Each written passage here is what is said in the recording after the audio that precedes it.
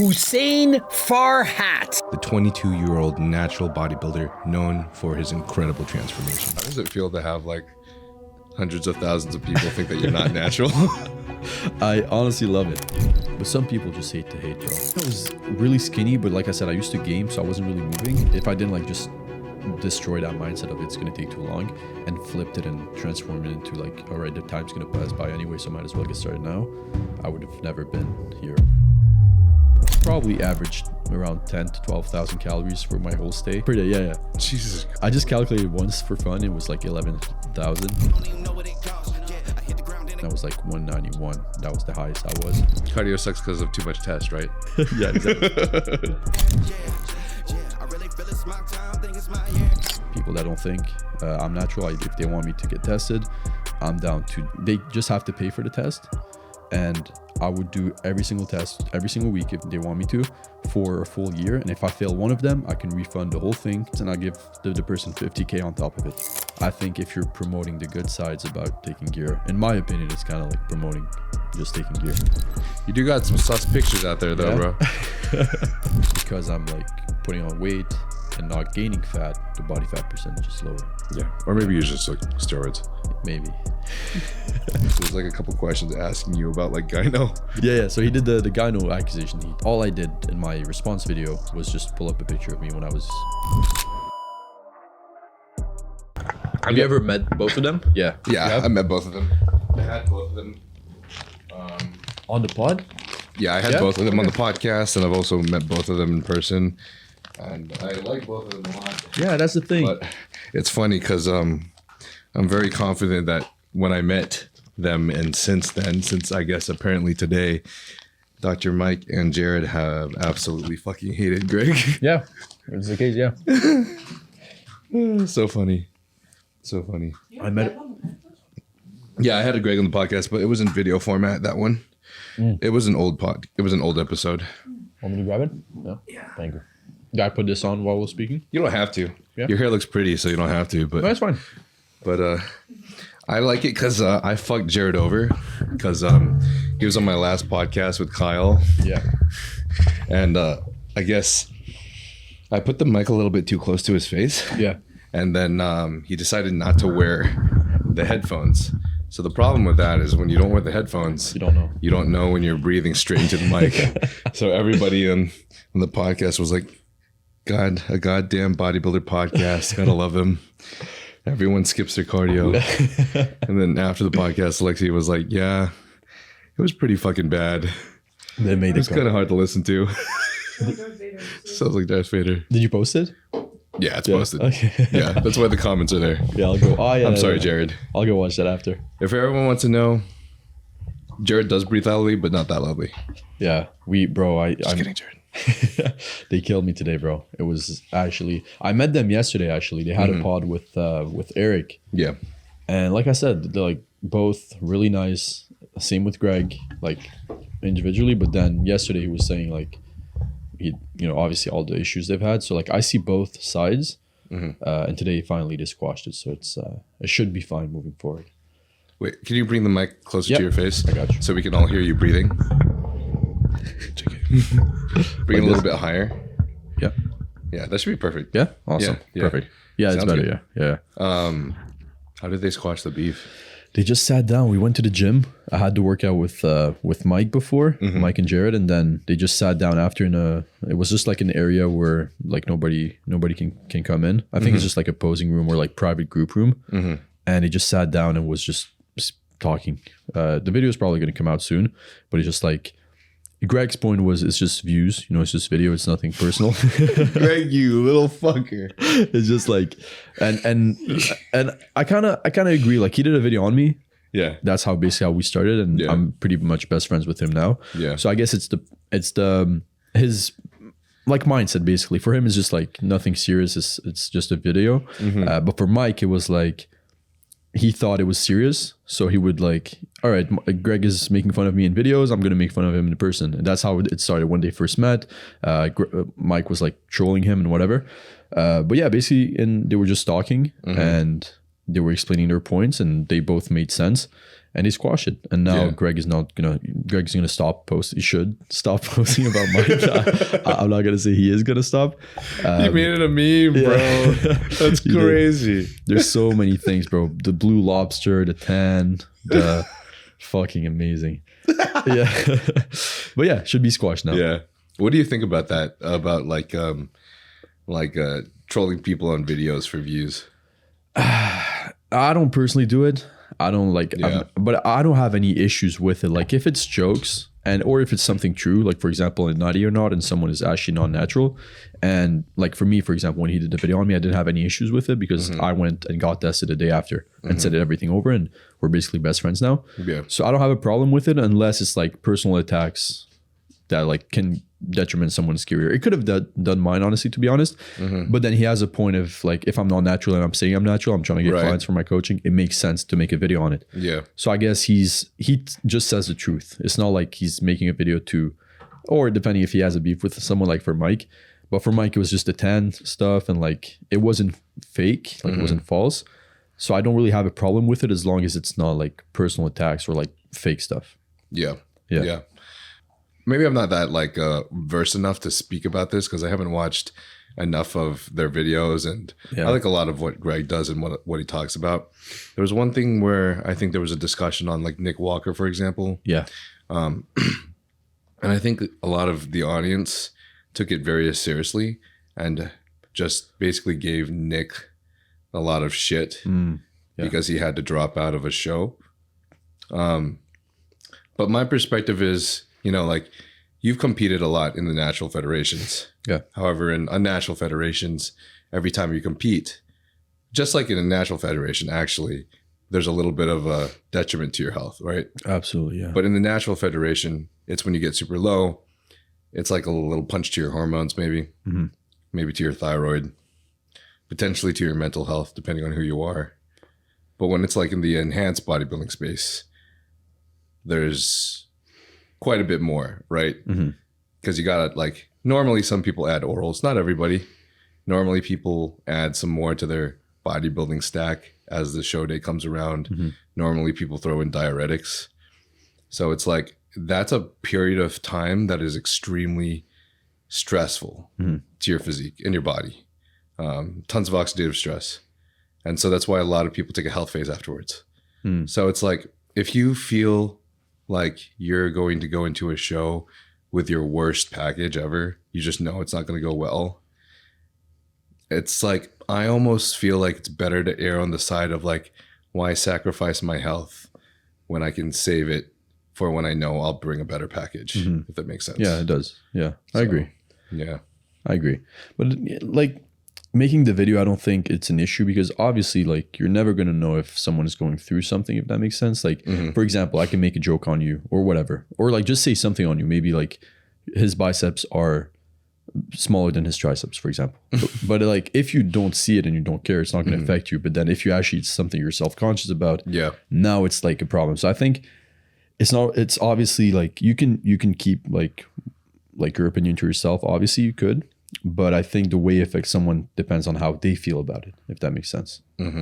So I don't have any issues. Well, for me, it wasn't a problem, but I can see how Mike, for him, it was a problem. He's trying to get a pro card and he's making fun of him and he's saying like, the only reason he didn't get it is because of his tan. So that's kind of like, which Mike didn't say, by the way. He was just saying like, out of those things, the tan was also something that detrimented his chances of getting that pro card. Right.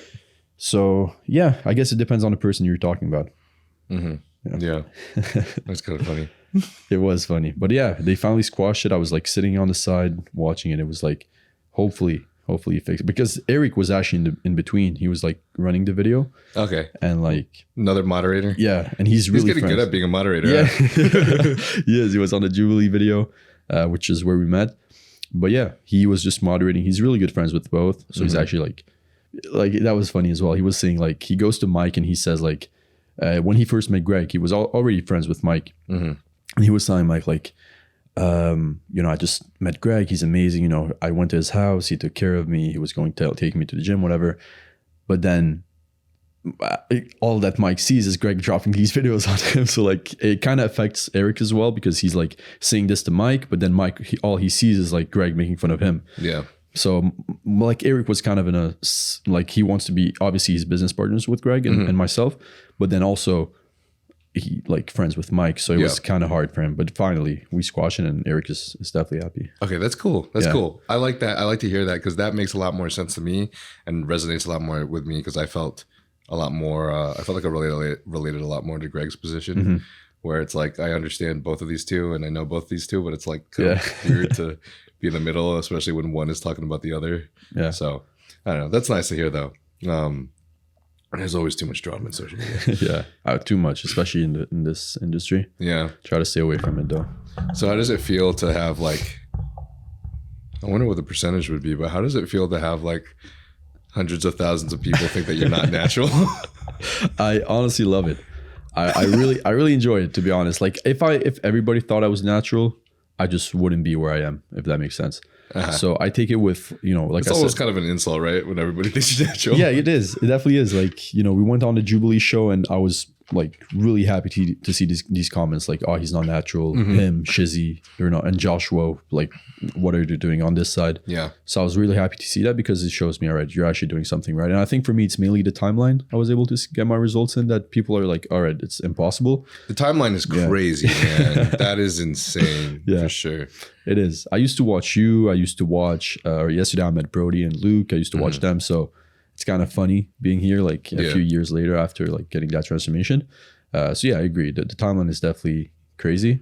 And also like the main thing I had in mind before starting was like, it's going to take so long to get there. So I kept delaying it. But then I was like, fuck, the time's going to go by anyway. Like I could have started when I was 17. Yeah. Fuck, I'll start right now. And I started when I was 19. I'm 22 now. So yeah. I would love to break this down, honestly, because I feel like a lot of people like to hear about where you're coming from. But it's very easy to take the position of either, I believe he's natural, what did you do to get there? Or I believe he's a liar and he's totally unnatural. For me, I feel like there's obviously always so much variance and we will never know the truth for any of these people, really, right? But I've seen some freaks, for sure, bro. I've seen some freaks. And whether or not we believe some of them or like, past Mr. Olympias that were natural at one point and still looked like they were running gear. Roddy Coleman. You're like Roddy Coleman, bro. Yeah. It just makes you wonder sometimes, because I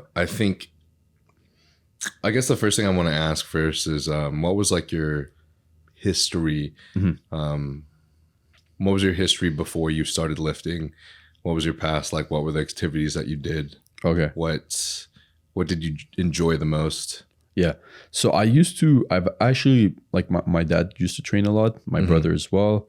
So I used to go to the gym like when I was 14, 15, but like it was like maybe once every couple of months just to be with them, activity. But I used to be a big gamer. So I would sit down, just game for 8-10 hours a day for like, really long periods.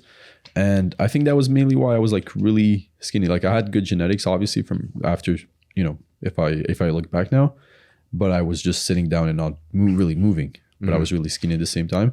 So yeah, that was mainly what I used to do was like really gaming, but I had the knowledge just from going with them, a few times, a couple months, I would hear, know, and learn. So this is why I think I was able to see really fast results is just the fact that I had the knowledge when I first started. Real quick, guys. Yeah. So while I was looking at the YouTube analytics, I actually saw that 85% of you guys that watch this channel are not subscribed. And I want to ask very little of you guys, but if you enjoy this podcast, if you find value in it, then please do me this one favor and subscribe to the channel because doing so helps me get bigger and greater guests like the guests you are listening to today. Also, this channel is not sponsored, which means only the companies that I work with, which are Young LA and Huge Supplements, are the companies that can help fund this channel by you guys using the code NILE. So code NILE gives you a discount of 15% off of Young LA, and code NILE also gives you a discount of 10% off of Huge Supplements. And if you decide to purchase anything from any of these companies, it will help immensely for me by using my code.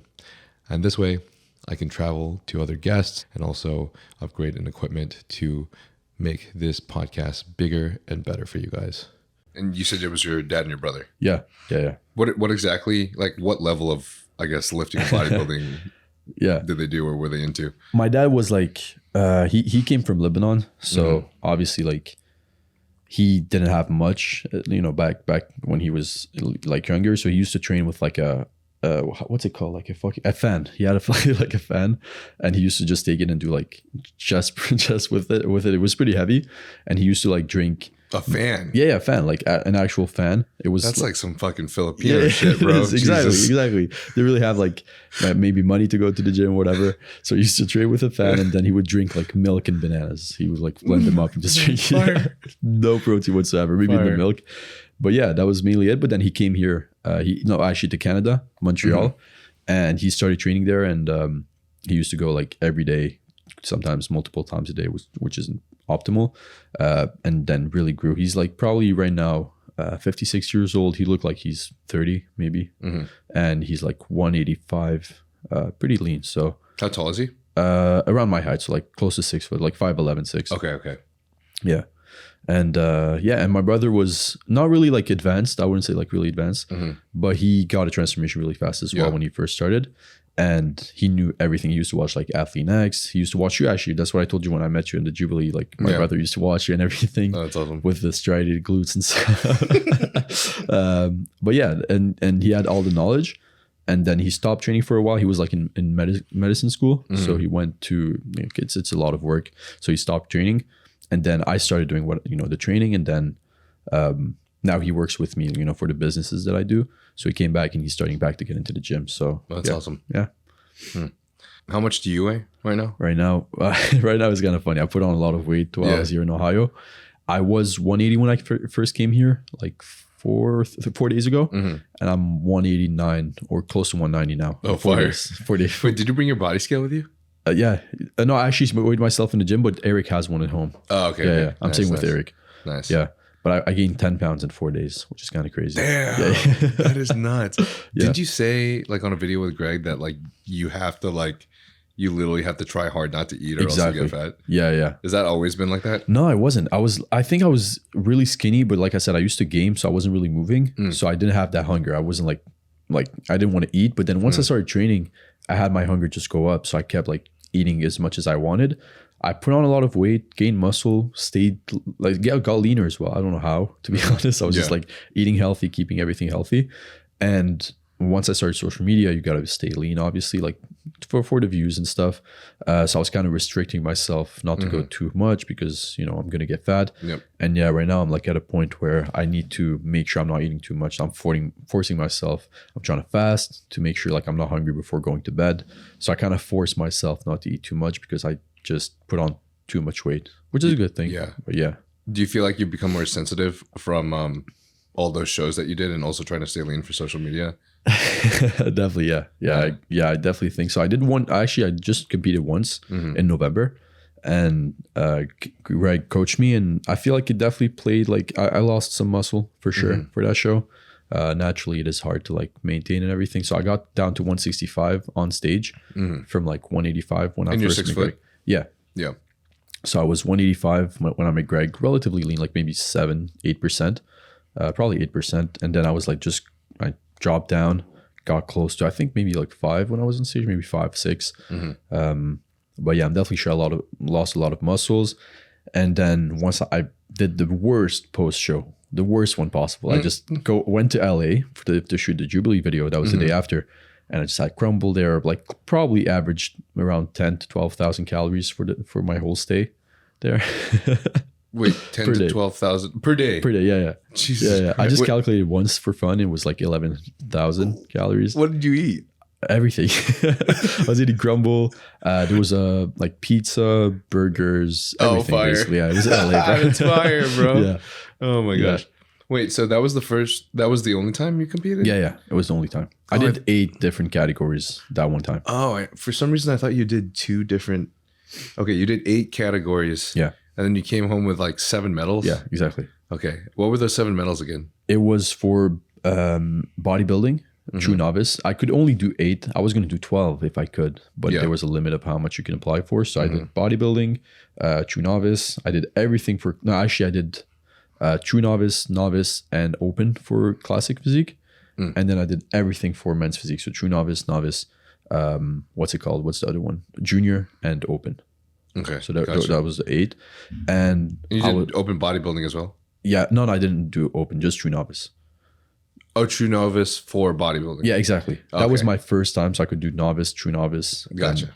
and everything. So I just said, might as well take as much as I can. I won true novice, I think, in not every single one. I won true novice in bodybuilding, but then the true novice shows that I did it right after in classic and men's physique, both of the true novice won the overall and open. It was their first time competing, but they won the whole thing. Holy shit. Overall, yeah. So it was crazy. Whoa. Yeah, so just like worst luck possible. I had that Eric Janicki luck. Yeah, so I get it. But yeah, it was funny, but it was definitely a good experience. I really enjoyed it. It wasn't too hard to diet down. Like I said, I stay lean for content, so it was just like a couple more weeks, like maybe 6 weeks. Yeah, leading up to the show, but it definitely fucked me up. Yeah, just started to recover now. Like now, I'm probably back where I was when I first met Greg. Fucked up how so? Fucked up in a way, like I lost a lot of muscle and strength, and I just did the worst post show. So like instead of, I went back up in weight, but I like the muscle that I lost, I didn't really take my time to build it back up. I just went back up in weight, but then I'm like back to 185, but I'm like fatter than when I was 185 the last time. Oh shit. So now I need to cut again to be good for social media. Damn. So now cutting back again, I'm not really getting back that muscle. Yeah. And I'm, it was kind of hard, but I feel like now I'm back. Like I try to maintain, keep, growing, upping my lifts. And now I'm back like to where I was. Okay, cool. Yeah. Damn, if you took some Winstrol for that show, you probably would have retained more muscle. Probably. I was talking to Eric yesterday. He was showing me like the gear and stuff that he has. Yeah. Bro, I'm like, I could just take this and I'll be good. But How tempting is it for you? Honestly, not really. Like, I don't plan on competing. And I love the message that I push in my content, which is like, stay natural. You can do it yourself. And like the reason I started training obviously was I was looking at like David Lade, Lex Little, all these people that are like, well, natural from what they say. But then it just gave me that sense of like, oh, okay, I can do it too. If they're natural and they're here, like I can also achieve that. So I got started. And I think now I'm giving that message to other people. They see me natural. I've done the test. I'm down to get tested anytime. That's also something we can talk about later. Like people that don't think I'm natural. I told Greg on a video, like if they want me to get tested, I'm down to like, they just have to pay for the test. And I would do every single test every single week if they want me to for a full year. And if I fail one of them, I can refund the whole thing, like the whole test. And I give the person $50K on top of it. Whoa, yeah, $50K. $50K on top. Damn. Make it 100 if they want to. I don't mind. That's my entire bank savings, bro. Fire. But like I said, like I'm really down. But yeah, what was I saying? I was talking about yeah, exactly. I was looking up to these people because they were natural, and now like I'm using my platform to push that message. You can also do it too, because I know that's what got me started. So if I can help people start, I'll do it. Yeah, I think that's awesome too, bro. That's what I wanted to do, but I failed at it. Yeah, you hopped on. Why did you decide to hop on? You talked about it on the Jubilee, like briefly. Yeah, so I was my biggest passion, really, like that is basically like I guess that would be the foundation for why I started even creating social media in the first place. But I think the thing that mattered the most to me on the inside was really like the validation of earning my pro card. I think that was number one for me. So after I competed in 6 shows maybe or so, I did 5 nationals in total. Okay. But after I competed in like 6 total shows, including regional shows, I was getting placed literally. I was getting like, what is the word for it? I was like unplaced.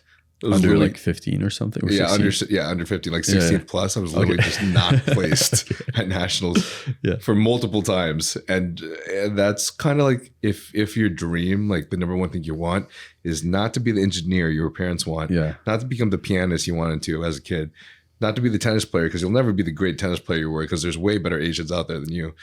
But like get your fucking pro card, because bodybuilding is all you did since you were 12 years old, and that's all you want to do. Yeah. And you're 16th plus place every time you get to nationals. That kills you every time. It fucking kills you, bro. Yeah. So at one point, I don't think I ever would have taken gear, but I had too much easy access to it because I joined this coaching team that one of my friends was part of, and I started learning a lot from that coaching team. Right, the guy started giving me some nutrition plans and etc. A lot of these things. Fortunately, I was stubborn and still did a lot myself. But as we did 2 competitions together, I believe after that last one where I did really terrible at nationals, he started pushing some more substances on me. And even since the beginning, he was like, bro, most of these people here are not natural. If you want to do well, like there are people with great genetics, but you will unfortunately probably need PEDs if you want to do well at all. And I'd always be like, I don't want to take him. Yeah. And then finally after this like last show, he was like, take these. They're not steroids. It's they're called AIs or aromatase inhibitors. I had no clue what any of this was, and I was just a dumbass. So at one point I was like, whatever. He said they're not gear, so I'll take it.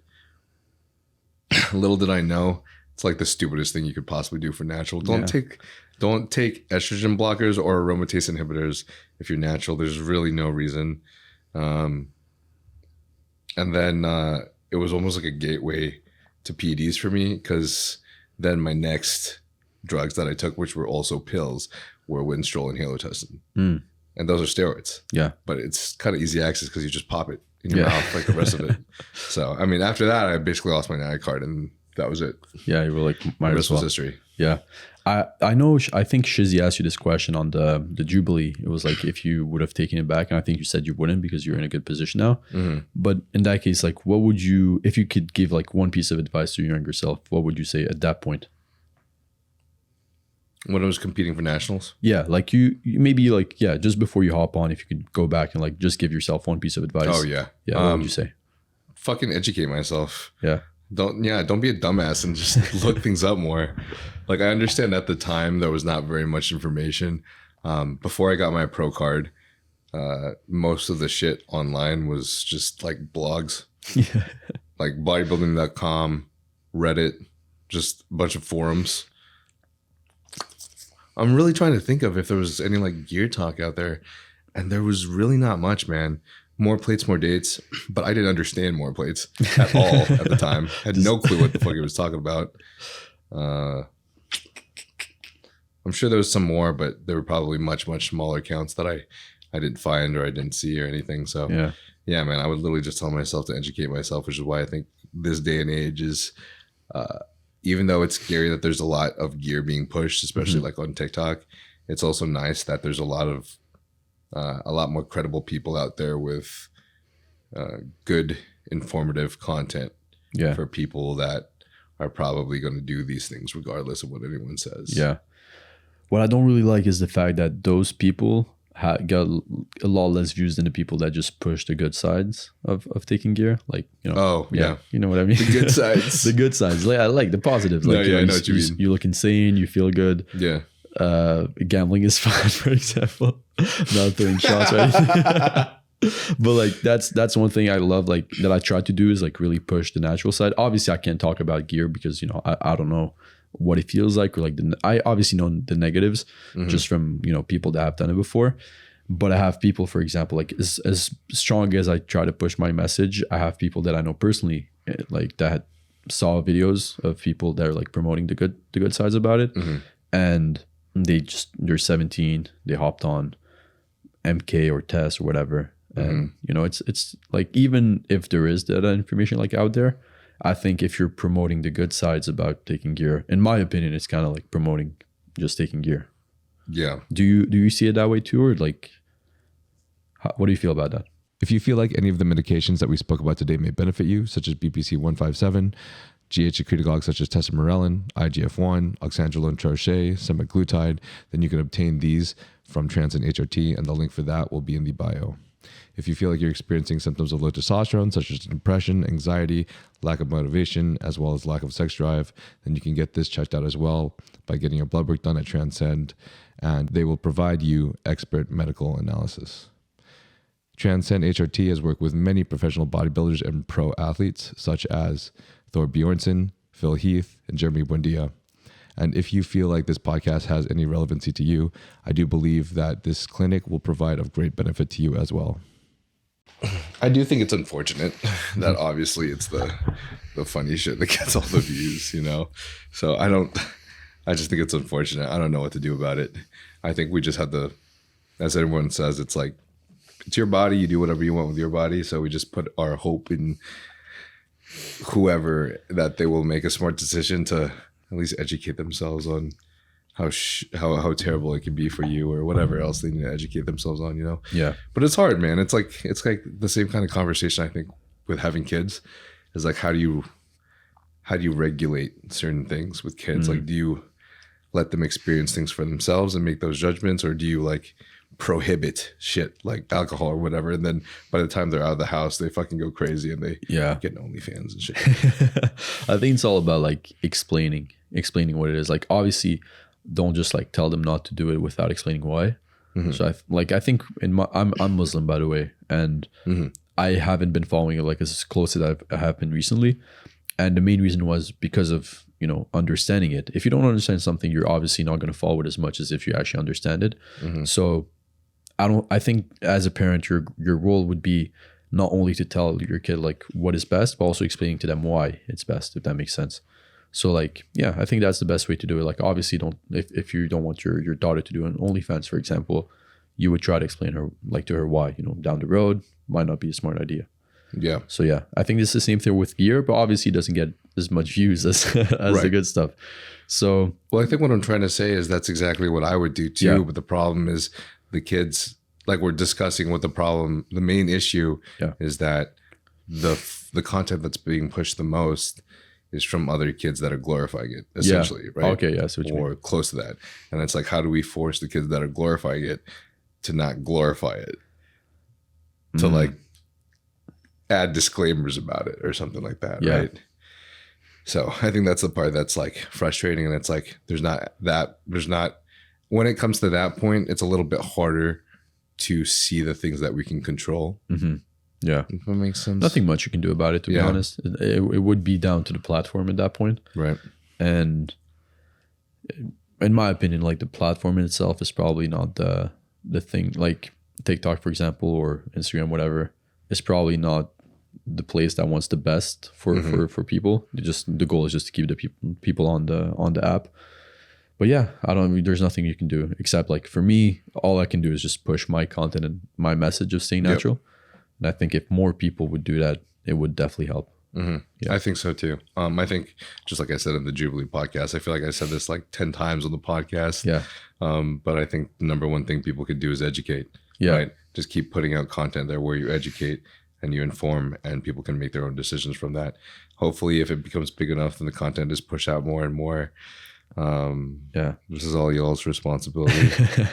I think it's a mixture of both, to be honest. Like, obviously educating, but also being careful with how, like, if you know the stuff is bad, try to like slip it in there, if that makes sense. Like, I know it's definitely hard, like, and it's not realistic, but I think that because obviously you talking about, like, or me talking about, like, you know, the benefits or like the bad stuff of being on gear compared to someone promoting all the good sides is not going to get the same amount of views. So I think it's on both sides, not only the side that is like trying to educate and explain, but also on the side that is promoting gear. You see what I mean? Yeah, I do see what you mean, but it's not realistic. I have a little argument to that, though. I almost think that the extremes of both sides get the most views. I think it's like, if you're on the extreme of the side that, like, I'm also trying not to call anyone out, but fuck it. You can say he'll forgive me because we're homies. Yeah. If you're not trying to be like my boy David or our other homie that post the TikToks of them like injecting themselves and stuff and becoming more jacked and shit. Or you could be like Greg, who posts a picture of one kid now and then the picture of him later where his head is like bald and he's got a massive beard and he's got acne everywhere and he's deteriorating on the inside. It's like both get fucking crazy amounts of views, right? Yeah. But both are also not really true. I'd say. I see what you mean. Yeah. It's like people like to, you know, extremes always get the most eyes, right? That is a good point. But I think the reality of it is to see what the bad sides and the good sides are of something, to really be able to have some kind of reasonable or some kind of like high level of deductive reasoning in what you're doing, you know? Yeah. That is a good point. I should probably be more extreme in my content. I'll keep that in mind. I mean, your pictures look pretty extreme, bro. That chest looks pretty fucking extreme, dude. I tried to, bro. I think it's just like pushing the message mainly. But yeah, the chest, it's there. I tried to. It's just my favorite body part to train. Yeah. And yeah, I'll keep that in mind. I feel like for people who also don't think that you are natural, I think that's kind of surprising, because I feel like your weight for your height is very, very, very, very reasonable. Yeah. I mean, I think it almost, to me, it just like shows that you have like really great genetics, great structure, great insertions. Like, it looks awesome, you know? But it's crazy to see that like you have that physique, but with that weight, like a stage weight of 160, what? Well, 165, I was Yeah, 165 at 6 foot, which is lower than my stage weight, which is crazy to me because I'm fucking a midget, you know?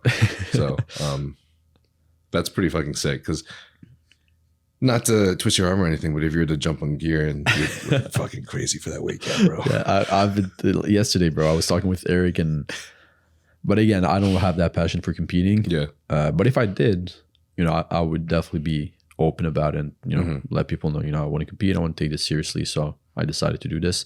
Obviously, I'm not pushing it. But yeah, I would definitely be like open about it.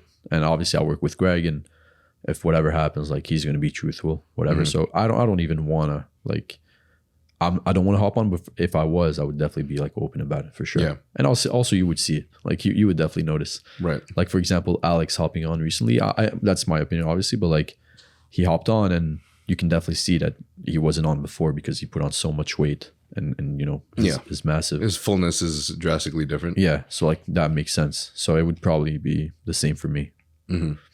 Why did you compete in the first place if you feel like that's something you don't really want to do? Good question. Honestly, it was just about, you know, I met Greg, and he was like, you could probably hop on in 6 weeks on stage. And I was like, that would be good content. So I just did it. Nice. I didn't know that I wasn't going to like it that much until I did it. So I was like, you know, I'm in this space. I'm a fitness influencer, whatever you want to call it. So might as well, you know, I'm here. Yeah. What made you not like it so much? I think it's definitely like how much I pushed it for, in my opinion, like, obviously I wanted to hop on stage, so it made sense, but like, I lost a lot of muscle, and in the grand scheme of things, which is content, and like what I want to do long-term, which is content, and like, you know, just growing muscle, because I'm still 3 years in, it didn't make much sense. So if I was to do it again, I would probably lose muscle again. And yeah, and also like the posing was fucking awful, bro. Maybe it's because I did 8 categories. I was on there, like, I have the whole footage of me on stage posing. That's a lot, man. Yeah, it was like, it was, I think, an hour and 40 minutes long. Yeah, that's fucking crazy. Posing. Yeah. So I didn't expect it. I thought it was like 3 minutes up there, and you go back. So I would do this 8 times. So 20 minutes of posing. It's a lot, but I could handle it. 5 times that, bro. It was 5 times like the 20 minutes. So that was also one part I didn't like. Yeah, I had a cramp first pose. I was doing a side chest. Oh man, dude! I remember one of my first shows. I had a cramp on stage 2. Yeah, and I was competing for the overall at the regional show, so they had to pause the entire show until I uncramped, because it was me versus one other guy for overall. Where was the cramp? It was my legs. I'm trying to remember where my leg. Might have been my calf, honestly. Yeah, left one, bro. Oh man, awesome. Same thing. But like, did you stop posing? Or did you tell them? Yeah. Did you tell them you had a cramp? How, like, I cramped up, and I like had to, like, I couldn't stand or walk, you know? So they were like, what's wrong? And I'm like, I'm fucking cramping, you know? So they had to, they were just kind. They stopped it. That's awesome. But I just had to lay on the ground and wait until, like, stretch it out until it stopped. And then we just went back. Yeah. But did you dehydrate or anything? Yeah, you did. I did. Okay. But you didn't take any diuretics, right? No. I don't like. I asked Eric what that was, because I think he took it for his show. Is it natural? Not diuretics. Yeah, they're natural. They're not steroids. They're not I would consider them not performance enhancing drugs, because technically they'll probably drop your performance drastically. They make you dry, of course, because it's a fucking water diuretic. But there's various types of diuretics. That's the thing. The word diuretic can encompass multiple things, such as like dandelion root. That's a supplement you can buy over the counter. Okay. Or it could encompass something that's like prescription based, such as like Diazide. Yeah. And these are like much stronger diuretics, but like I already said, they're prescribed. So Yeah. I mean, I guess that's considered natural, but technically if you're not prescribed that by a doctor, then maybe it's just illegal. Okay. I don't know. Okay. No, but no, I didn't take any. I just dehydrated. I followed the plan, the carb up. So I had like chocolate bars by the end of the day. Yeah. He told me like try to keep it low volume so you're not too bloated, but also try to get as much carbs in. So Chocolate bars. Yeah. Why chocolate bars? I don't know. He just told me like you could have Reese's or like caramel, whatever, just like chocolate bars because it's a lot of like carbs, but in like a really slow, like a small volume. Mm-hmm. So I was like, he told me you don't want to get bloated too much. So I was having like gas X, and I just ate 2 chocolate bars. So gas sex? Yeah. Okay. It would help me like with just like not being bloated. So he told me like whenever. Is that like an over-the-counter supplement? Yeah, like from Amazon? Yeah. I need to fucking get that right now because I got that gas every day.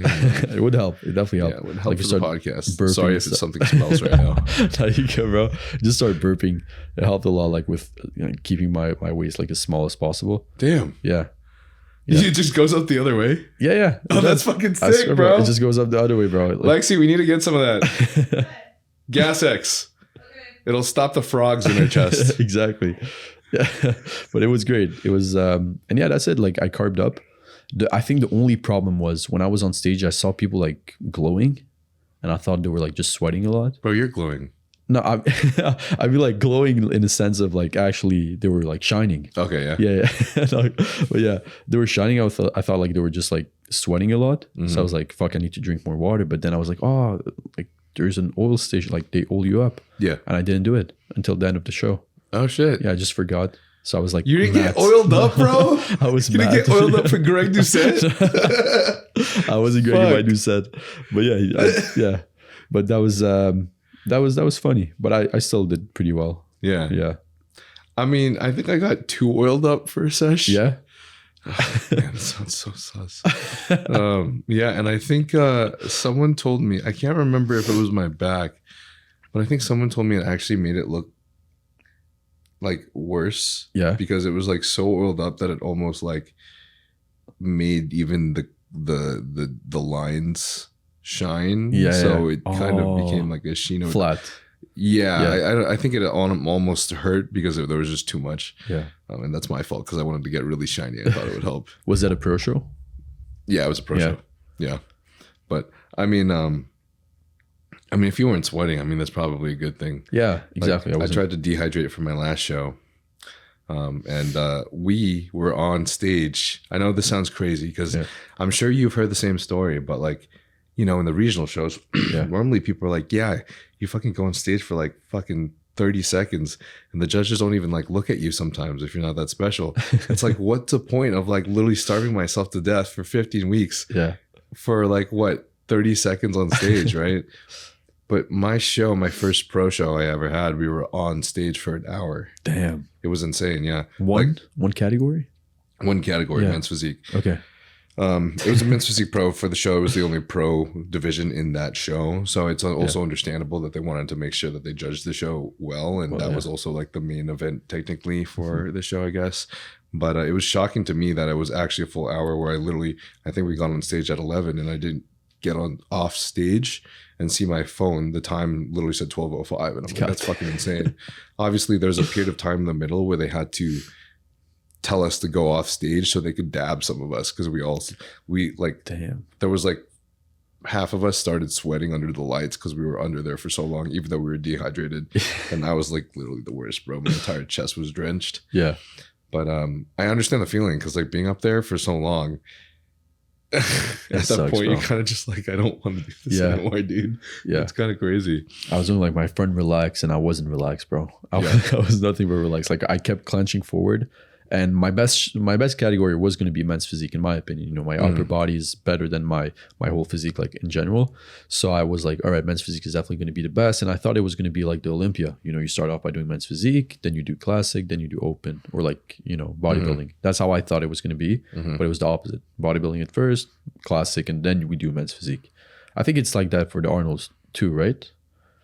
No, it's so weird, bro. All the shows are different, but Normally they have them on different days. Like for the Arnold, for example, yesterday was classic physique. Today was men's physique. I think open prejudging was last night, which is weird because normally everything's in the morning. Yeah. I think all the finals for those are tonight. Okay. So yeah. Actually, probably right now. Yeah. Sad. I think Greg is out there, but yeah, I just fucked it up, and I was so tired for that category, so I just like, I was dead at that point. Kept like flexing my chest forward and just make it look so much smaller. Yeah. Did they say that? Did the judges say that to you? Yeah.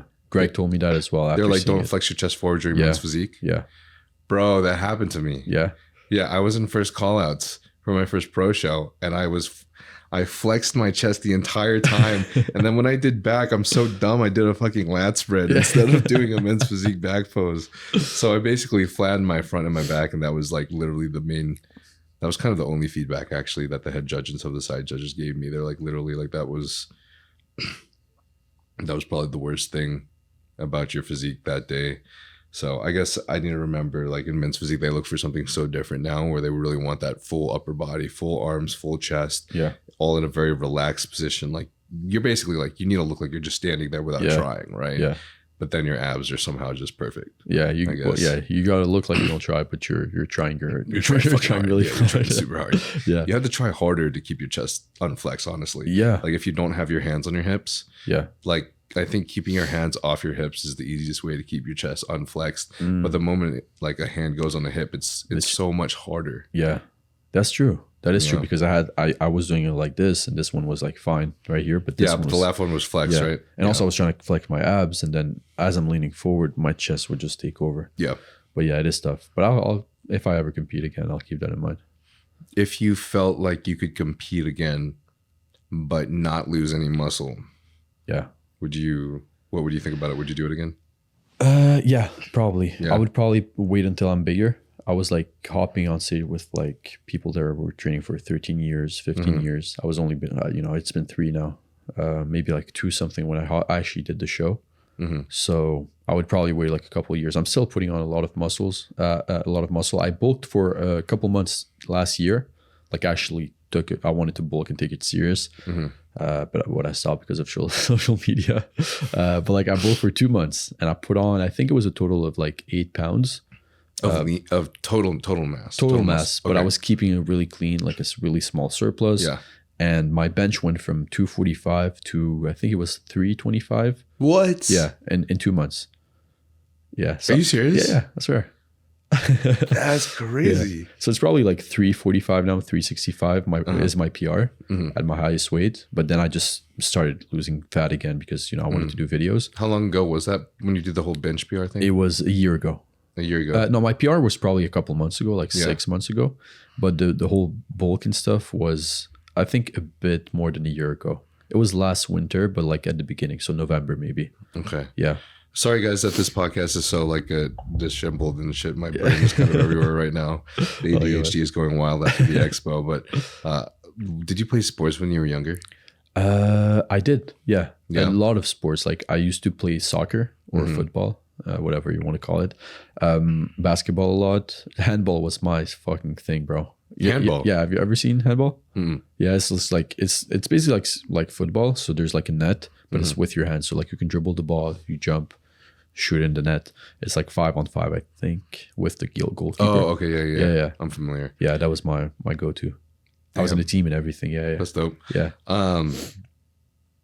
Was there ever any like conditioning that you had to do for sports, or any weight room that was introduced during sports? I never took it that serious. Like in high school, I just stopped really doing much. Like it was mainly like just at the beginning of high school, but I stopped really playing sports unless like I was trying to have fun with friends. Yeah. So I never had that like conditioning or weightlifting needed. Gotcha. Yeah. So your entire lifting journey was how long exactly? In total? Yeah. 3 years. 3 years. Yeah, until today. Yeah. Until today. Yeah. Yeah, because I was familiar with seeing online like this 2-year transformation, and everyone's like, "No, he's a liar. He's fucking on steroids."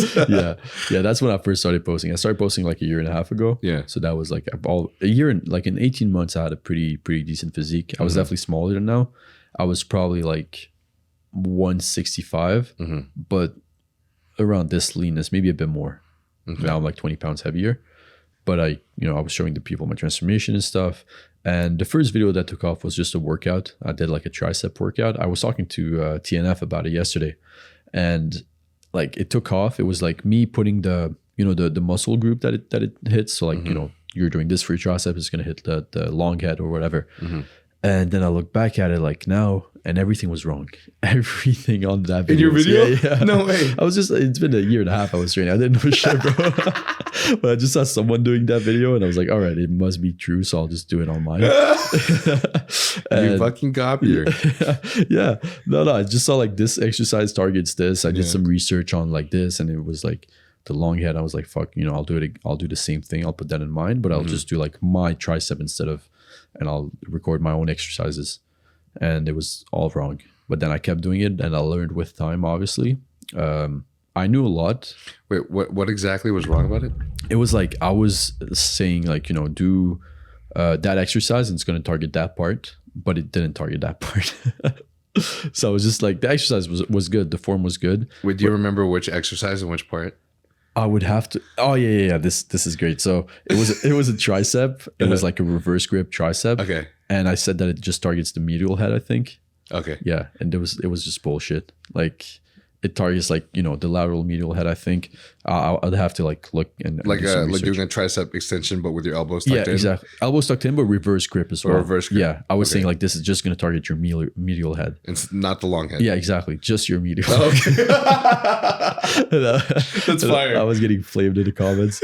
So that's why it popped off. Yeah, it popped off. Like no, actually, people were using the workout, and like the whole workout together, I think is a good workout. But it's just the parts that I'm telling them that it hits. It was just wrong. It was wrong. Yeah, and then I looked back and I was like, "Fuck, this looks bad. I'll just take it off. Just remove that video." Yeah. And I learned from it over time. And TNF, I think when I first started doing videos, he had made a video on me, but then he recently watched the videos and he's like, "Oh, all right, this is true. This now he learned." So yeah, I just learned with time. And I feel like being, hanging out with Greg and Eric, I learned a lot, how to train and stuff. And I started doing coaching too. And I just apply like what I do and what worked for me. But like that was at the start when I first had my first clients, and it worked for some of them. But then after a while, like I've been coaching for a year and a half, which is kind of crazy. Like I just had a year and a half of training, and then I started. But it's just everything is practice for me. I just did it a long time, and then my clients were starting to see results, and I was like, all right, this worked for this guy. It probably wouldn't work for me, but it might work for the next client. And I kept learning, and I remember like I kind of figured, all right, everybody's different, it's not going to work. So, but yeah, that was it. This may be a weird question, but do you feel like you are credible enough to coach, or like you have like a right to coach? That's a good question. I would say anybody that can get results, in my opinion, should have the right to coach. Like obviously, like let's say like Mike Israetel is probably more qualified than I am, but probably charges a lot more than I do. So, but yeah, I do get like really good results for my clients. Obviously, you can't. I don't know. Did you coach before? Have you ever coached? I've coached in the past too. You probably know like not every client gets results, because obviously it comes down to them putting in the work, doing the work, and then also having the genetics, of course. Yeah, genetics plays a huge role, but obviously everybody can improve. When someone's not doing any changes, it comes down to them, putting in the work. But yeah, I think like I've got really good results for clients. So I think, as long as I can help people in some way, why not? Right. Yeah. I think that's a decent outlook. I'm not going to go too in specifics because people already understand what I feel about coaching. Yeah. But it's like also when you're discussing like the natty realm, it's a little bit different from coaching the enhanced realm. When it comes to the enhanced realm, there's a lot more comes into play on who's a good coach and whether or not they care about keeping you alive or not. That is true. Yeah. Most of my clients are natural though. Yeah. And I think that's why they come to me, because they see like I did it, and I focus really on, and also like I feel like people that hop on gear just forget everything else. Like, all right, I'm on gear now, my diet isn't as important. And I think that's not the way to go about it. So yeah, but like I really focus on the basics, because I don't have that other thing that they can take or like do. And yeah, this is mainly why they get like the results. I think there is a lot of people that hop on gear and use it as a band-aid for sure. But I am a proponent of believing that there's also a lot of people I know that have not changed their training or diet styles when they hopped on gear versus off. They just either like are diligent and consistent like 80% of the time, or they're not bodybuilding at all, if that makes sense. What do you mean? Like there's like a level of comfort that people have with how much they're like committing to the life of bodybuilding. Yeah. It's very interesting. Yeah. Like some people, they'll do all the meal plans, 5, 6, 7 meals a day. They'll prepare it in like boxes. They'll go to training 2 hours a day, do cardio every single day or whatever is needed. And then there's people that will like follow their macros. Yeah. And sometimes they'll always meet their macros, but sometimes they'll eat off plan a little bit. Yeah. And then sometimes there's people that are okay skipping a gym sesh once a week at least, you know what I mean? Yeah. But they maintain it like that no matter what. It's like if that fits their lifestyle, that's how they're going to work, or that's how they're going to train, or that's how they're going to diet. So I guess I think that there's a lot of people out there that do, there's a lot of people out there that do take gear, but I'm so used to being in the realm of people that are like taking gear for the purpose of becoming Mr. Olympia someday, or for people that are so committed into bodybuilding that it's almost on the opposite end of the spectrum, that they are so extreme in everything they do bodybuilding that they have no choice to take gear because all their competitors are on gear too. So it's like the opposite of a Band-Aid. Now it's like, now there's no Band-Aid. Now it's like the only way for them to overcompensate, because everyone's taking the same gear too, is to eat the perfect foods, get the perfect coach, learn all the information, train super fucking hard, realize they're training too hard, pull back and deload, you know, create the perfect program. It's like crazy. It's like to a point where like when you're really trying to train for Olympia, it's like everything has to be perfect, and perfect doesn't mean training harder. Yeah. Perfect doesn't mean being the one that goes the hardest. It always means like being the person that does it the smartest. Yeah. Always. Yeah. In bodybuilding. It's just weird. So that was kind of off tangent. But yeah, I just realized that there's a lot that comes to bodybuilding when stress is involved, and it affects our bodies so drastically. So the reason I was bringing all this up in your freaking past about sports and stuff, going on this wild tangent, is I've been wondering, do you feel like you'd be able to do a proper reverse, or even do like some sort of rebound if you competed again, instead of eating 12,000 calories per day? Yeah, I think I definitely could. I think it's just a matter of, I'm kind of relying on my genetics a bit too much. Sometimes I feel like exactly like the gear argument, like, you know, I'm taking gear so I can just eat whatever. And I know I can like gain it back, but I think I had to go through it to actually learn, all right, this is not the way to do it. And next time that I do it, I'm probably going to do it right. So it's just a matter of just doing it. And now I know how much of a difference it would make. Like just like Eric just did, like taking it clean even after the show, just eating the same foods but in bigger quantities to actually just get back to where you were. So yeah, I could definitely do it again. But yeah, I don't think, honestly, I don't think I'm going to compete again. Maybe in like 2 years if I like put on a lot of size. But like the whole process, especially naturally, I think you're kind of bound to lose muscle if you're like dieting down to you are. Yeah, for sure. So it doesn't really make sense if I don't have that passion for it. That makes sense. Yeah. I think it is probably more so in what I'm about to say is more so in the enhanced realm, but people do, there is an opportunity for like a rebound after a show. Yeah. Right. Like I'm sure you've heard that, like your body is, well, I'm sure you've experienced yourself that your body is so much, it's just, there's this much higher capability of absorbing the nutrients that you're consuming. Yeah. Whether or not it's towards fat or muscle. Yeah. But I feel like even for naturals though, I do believe that there's still this like area or this period of time after a show where you lose a lot of muscle, but if you do it the right way, where you reverse, but maybe even reverse a little quickly in a way where you're really feeling that you're utilizing all the carbohydrates, the fats, whatever you're consuming for each workout and your recovery afterwards, that you will build the muscle back really, really fast and potentially be able to build some extra on top of that. I believe that genuinely. But I mean, you know, that actually requires some fucking insane restraint. Yeah. It all comes down to knowledge at the end. Like if you know how to do it, you can definitely do it. Yeah. And I think that's for everything. Like as long as, and exactly like you said, for gear, you know, if you know about it, you're going to be able to like do it right. If I knew about how I would look like if I fucking ate that crumble or ate that burger, I would not have done it.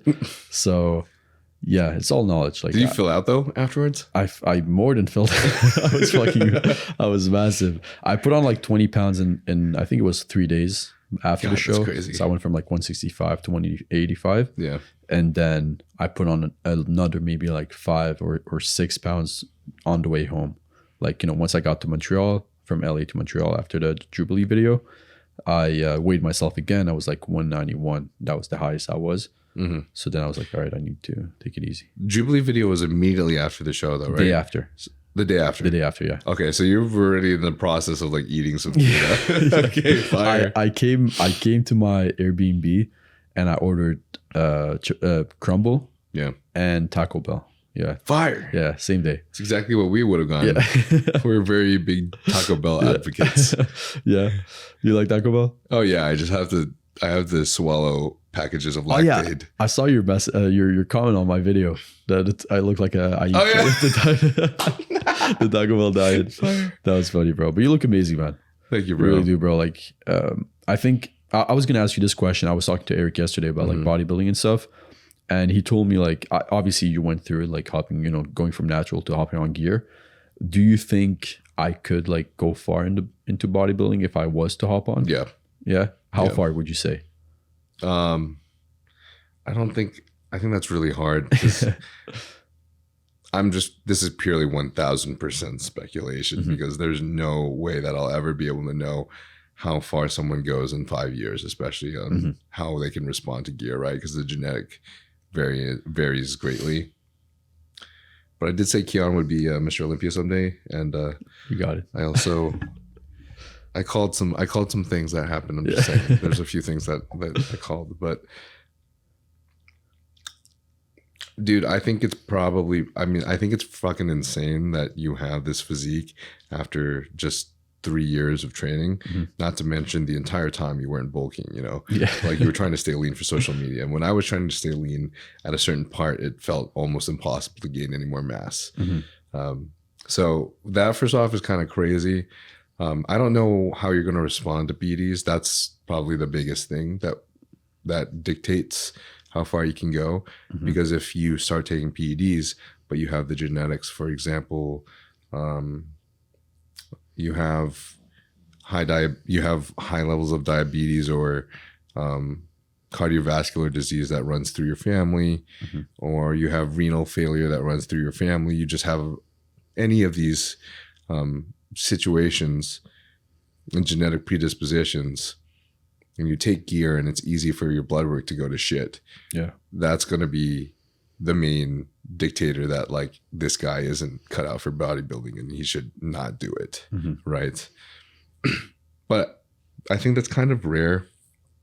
I mean, it's not rare because there is a lot of genetic predispositions, but normally what we see though is it's really just the mega doses that fuck people up. Yeah. Like mega doses that are run for years on end that fuck people up. But you could probably talk to many people that you know that are even around your age, or many even like friends that you know that have probably run gear and they've like run gear and they've been fine, and like they don't even run gear anymore. And it's like it's crazy to see how much of a casual thing it is when you like start talking to people that aren't really open about it, or, you know, don't talk about it publicly. Yeah. Like it's actually a lot more common than it seems. So I think there's this perception that you take a little bit of gear and you're going to die soon, and it's just not true. But I think the biggest thing about your physique and your genetics is like how you look at like 165. And that's kind of nuts to me because you're 6 foot, right? Yeah. 5'11", 6. I got measured for I put on the show, you know, for classic, you have to put your height. Yeah. But 6 foot plus. And they measured me when I was 5'11 and a half. So they brought me down to the thing without shoes. Nice. So yeah, 5'11 and a half. Yeah. Nice.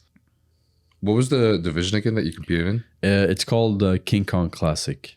King Kong Classic. Yeah, that was in Toronto. Okay. Yeah, that's the name of the show. Yeah. What was the like the association? The Federation? I have no idea, to be honest. I'll have to, like I said, bro, I just saw the show. Greg sent me a few screenshots. You could do this one. I was like, all right, bet, let's do it. So I know nothing about it, bro. Yeah. I just showed up, went on stage, flexed for an hour and 40 minutes, and took the medals and went to the Jubilee shoot. Yeah. Yeah. But I'll have to check. I think it's the, what's it called? Like the Canadian something? NCA, I think. National Canadian Association or something. Or yeah, something like that. Yeah. Okay. Yeah. Well, I think if I'm reading this right. Yeah. Oh, this does not look right. What is it? Oh. Okay, this was in the past. So 506. So you would probably be. It's probably changed now, but you're probably somewhere around 217 pounds for your weight cap. Yeah. So think about you now at 165. Put on 50 pounds. That would be you in pro classic physique of the IFBB. I think 50 pounds in your physique would be fucking insane. So if you had some decent drug tolerance, I think you could fucking go extremely far. Yeah. Extremely far. Yeah, I've seen Sam. So like, once you go pro, you can add 10 pounds onto it, right? So he was supposed he was like, he had to be 217 to compete. So yeah, 50 pounds would be, and more than 50. Yeah, 50. Yeah, actually, yeah. I was 165, so 50 on top. Bro, that would be, that would be crazy. That'd be crazy. Yeah. What do you think about Sam Sulek and Eric? What do you think about Sam Sulek's win and Eric's placement at the show? Amazing. I think, Sam did amazing. He looked great. I was there like to watch it. He did really good. Tell me about what you saw, because I know the guy who he competed next to, Billy. Yeah. And Billy told me himself, because I was like, whoa, Billy's a large guy. And like, I'm fucking shocked that, well, I'm not too shocked, because after seeing the picture, Sam looked way better in my opinion than his previous show, and his definition of his legs was just prominently different. Yeah. But I think Billy was like, actually, I think Sam's legs were just so much better than mine upstage. Like the pictures don't really show justice, but Sam honestly looked a lot better than me in that sense. Yeah. But what do you feel like seeing it live and in person? Yeah, it was good. Like obviously, like we had the cameras to the left, like we had screens, and then there's the actual stage. And on stage, it doesn't make the camera don't do justice to the people on stage. Yeah, but obviously that's for all of the people on stage. So I can't say like Sam was at a disadvantage or we're all in front of the camera. But he looked great. He looked definitely bigger in the legs, especially like he has fuller legs. The structure I think is better. I feel like he looks, well, he obviously is heavier than them. I think they were shorter, right? I don't really know. Yeah. Okay, but he looked like he deserved the win in my opinion. Okay. I wouldn't say it wasn't close. It was definitely close. Is your friend, which one was it? Like there was an Asian guy and Billy's the white guy that was next to him. The white guy. Okay. It was to his right if you're facing the stage. Okay, yeah. So I think he was one of the taller guys, or seemingly taller. Are you talking about the overall or like the open class? Though it was just the main pictures that were on Instagram, so I don't even know if it was open or overall, which is fucking sad. Okay, but I think you're talking about the open. Okay, and yeah, I think it wasn't a question in the open. In the open, it was overall. Okay. Overall, there was like the two guys next to him, and you could debate. Who were the two guys? Yeah, it was like him and two other guys. What did they look like? There was one Asian guy, and the other guy was a black dude. Okay. Yeah. Okay. That was for the overall, and looking at it, like the black dude had a smaller waist, but that was pretty much it, to be honest. Like everything else, he looked bigger. The legs were obviously bigger, and he kind of like figured out how to flex them without like fucking up the definition. Yeah. So yeah, he definitely deserved it. He did amazing. Wow, that's awesome. Yeah. That's and Eric, if you want to talk about Eric, in my opinion, should have won. To be honest, like the guy he went up against. Did you see it? No, Eric just told me himself and showed me pictures, and I think maybe Eric was just being humble. But I'll tell you probably after. He was, yeah. But like in my opinion, I don't know how they judge this, like the shows. I don't know if the front relaxed and like the front poses count more, or like whatever. But like in my opinion, he won every pose from the side. So the side, side triceps, side chest, and everything from the back. So like, wow, yeah, like the back double by, the lat spread. So in my opinion, and also the front lat spread, I feel like he won that pose. It's just like the front relaxed. That guy had like such a small waist, which made it was just beautiful to see. He looked amazing. Nothing against him, obviously. But in my opinion, like if we were just counting the number of poses Eric won, I think he should have won the show. I see what you're saying. Yeah. Okay. What Eric told me is that the other guy was just bigger everywhere. Even though Eric came in what he believes to be more conditioned. And then he also talked about the guy's waist too being super small from the front. So I'm wondering, like, did you feel like you saw that difference in conditioning? Yeah, I did. Yeah. Eric was really conditioned, but I wouldn't say he had more, but like, because from the back, like if you go back and watch, like Eric definitely had more muscle. Oh, from the back. Yeah. Oh shit. Yeah, no question. You can go. Yeah, you can go watch the video. You'll see. Okay. Eric is definitely trying to be humble. Okay. From the back, it wasn't a question, but I think the fact that he had a smaller waist made him look just so much more impressive, like from the front. Okay.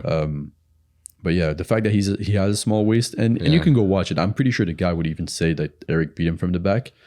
But like the fact that Eric doesn't have that small waist, but he still beat him from the back is more impressive in my opinion. Damn. Yeah, no shots towards the guy. I don't know him, but yeah. Bodybuilding is weird, and that's why I don't like it. So weird, bro. That's why I don't like it. Yeah, but my guy, poor Eric, bro. He's been trying so hard for fucking years. And if he would have won, like that show, it was obviously like the overall after, and the guy that won, the black dude against Eric, he destroyed everyone else. So if the overall, it wasn't a question. It wasn't a question. So if Eric would have won, he would have won pro. It's over. Is it only overall? Yeah, the Arnold Classic. Yeah, overall gets the pro card. Yeah. Okay. Good. I think they gave 2 of them for men's physique because there were so many people up there. So first and second place, I think, on the overall got the pro card. Yeah. If I'm not saying, but I think that's what Eric told me.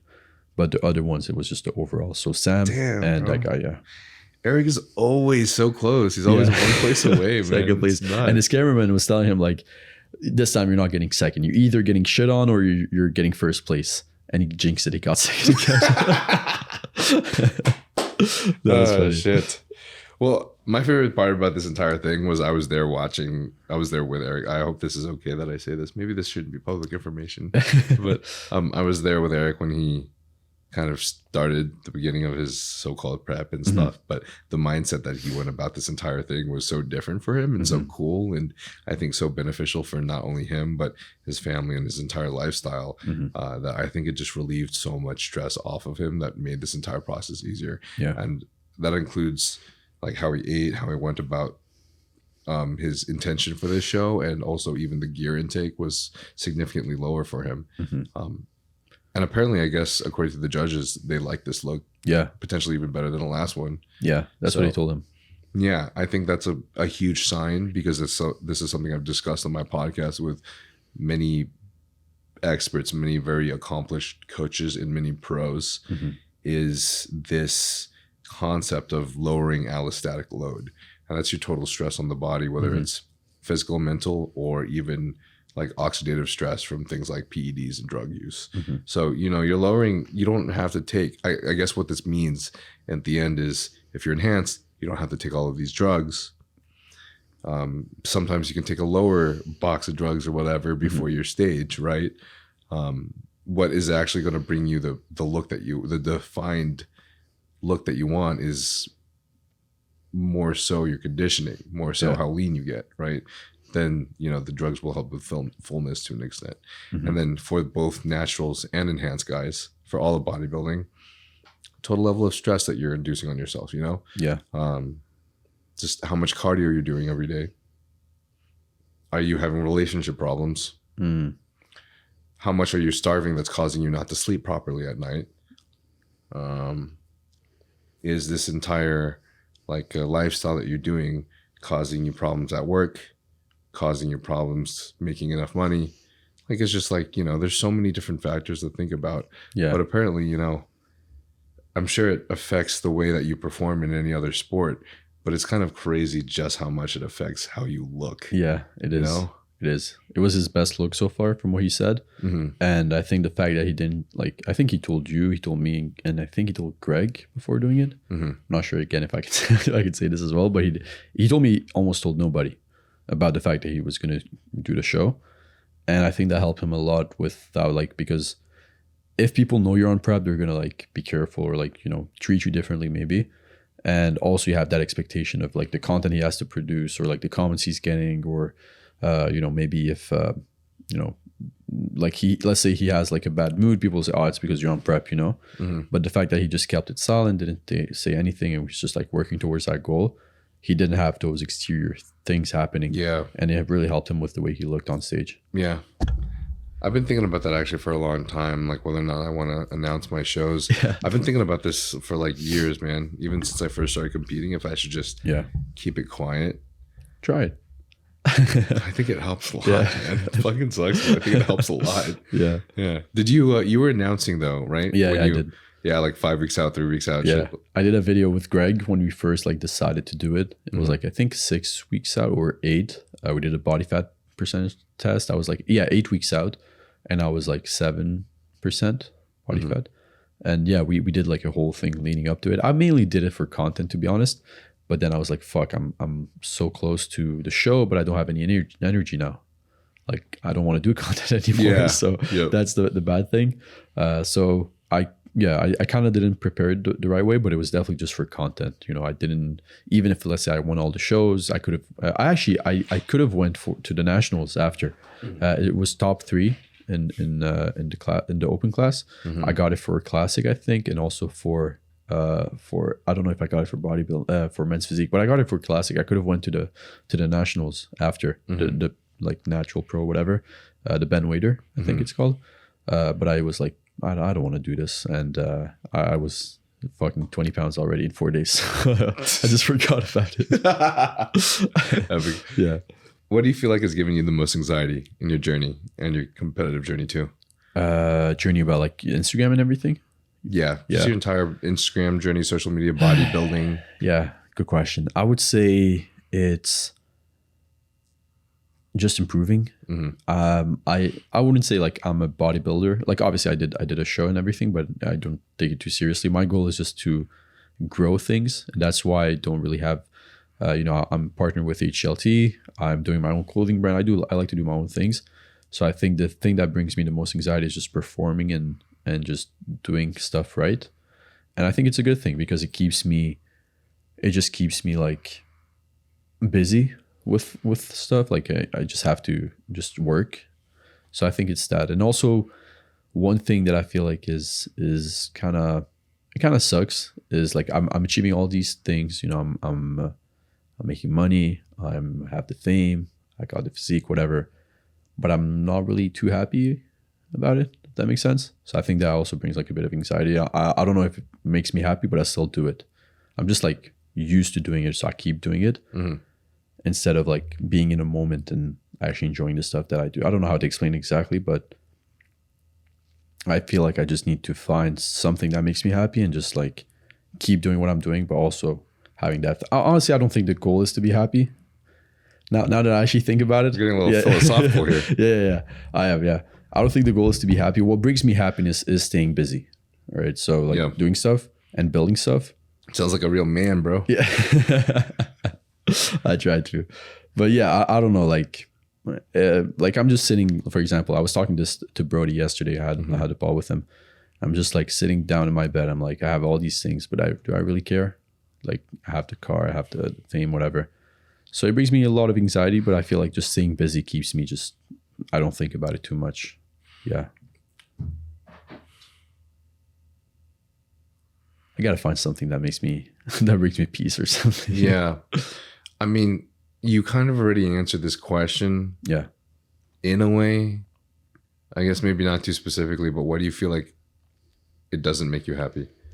Why it doesn't make me happy? Yeah. I wouldn't say it doesn't make me, like it specifically doesn't make me happy, but it doesn't like make me sad. Obviously, like, you know, making money doesn't make me sad, but it doesn't really mean much for me. You know, like making $1 million, making 3 million, like there's not much difference between them if your life doesn't really change. So I wouldn't say like it brings me sad. I bet it'll make you feel more meaningful if you gave some of it to me. I got you. I'll send the wire after. But yeah, maybe that's the thing. I need to give back. I definitely enjoyed the coaching. Like I enjoy like getting people results, but I don't know. I feel like I'm just too young now to think about being. Maybe that's like the wrong way to think. But like I'm kind of too young, and I'm still building stuff, so I don't really need to be thinking about being happy for now. Maybe that's a weird way to see it, but I feel like I could just enjoy my life after, and now just focusing on work and building, I can be happy after. Do you feel like you have any goals? Yeah. Like, what are they? I definitely want to retire my parents, which I'm probably going to do soon. That's one thing I want to do. Soon. Yeah. Oh shit. Oh, that's fucking epic. Yeah. Well, I'm working towards it. That's a goal, and just building a lot of stuff. So like the clothing brand that I'm working on, I'm getting. I don't know if I can. Yeah, it's probably going to be out by then. When are you releasing this? I am not sure yet. Okay, no, I'll just say it regardless. I'm having Greg. He's going to be working with me for the clothing brand, and Eric as well. So they're going to be with me just to grow this out and build something that is really meaningful. That's awesome, bro. Yeah, two very good people to have behind you, especially when it comes to business. Yeah, and that's the main message of the brand actually. Like you keep working. Like we want to make it. It's called Momentous. So moment and us at the end. So obviously, like I keep chasing these things, and like I want to build more and get more and more money, more followers, whatever. But I don't really enjoy it. So the goal of the brand and the message that I want to push, and we want to push with Eric and Greg, is you need to be in the moment as well and enjoy. So moment us, being in the moment and actually like enjoying. Obviously go for more, but keep in mind, you need to be enjoying it to be able to do it for a while. Gotcha. So that's the main message. But yeah, I think it's building stuff. That's my goal as well. Like having something that I'm really proud of, and I can, obviously keep me comfortable, like and my family comfortable as well, and also staying close to God as much as possible as I'm building that success. Yeah.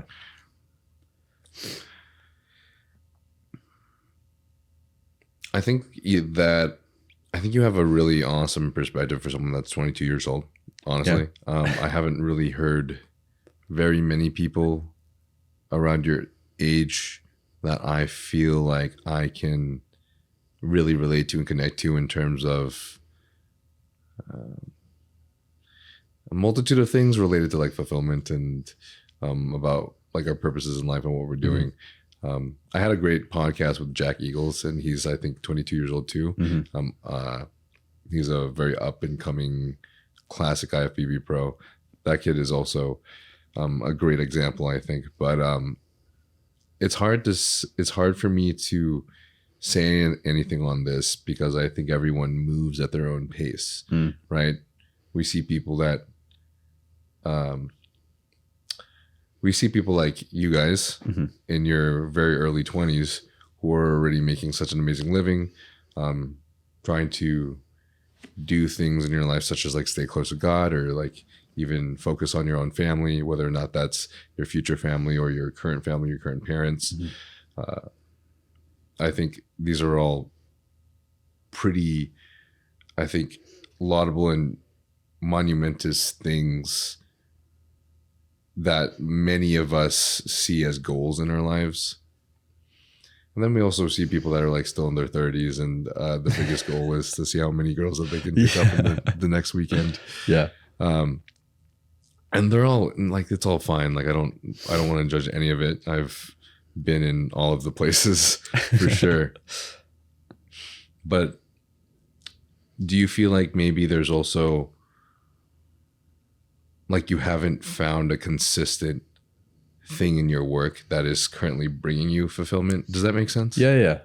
And I would say so. Yeah. I think I keep doing different things, which is maybe why I'm not like finding that thing that is actually make me happy. Yeah.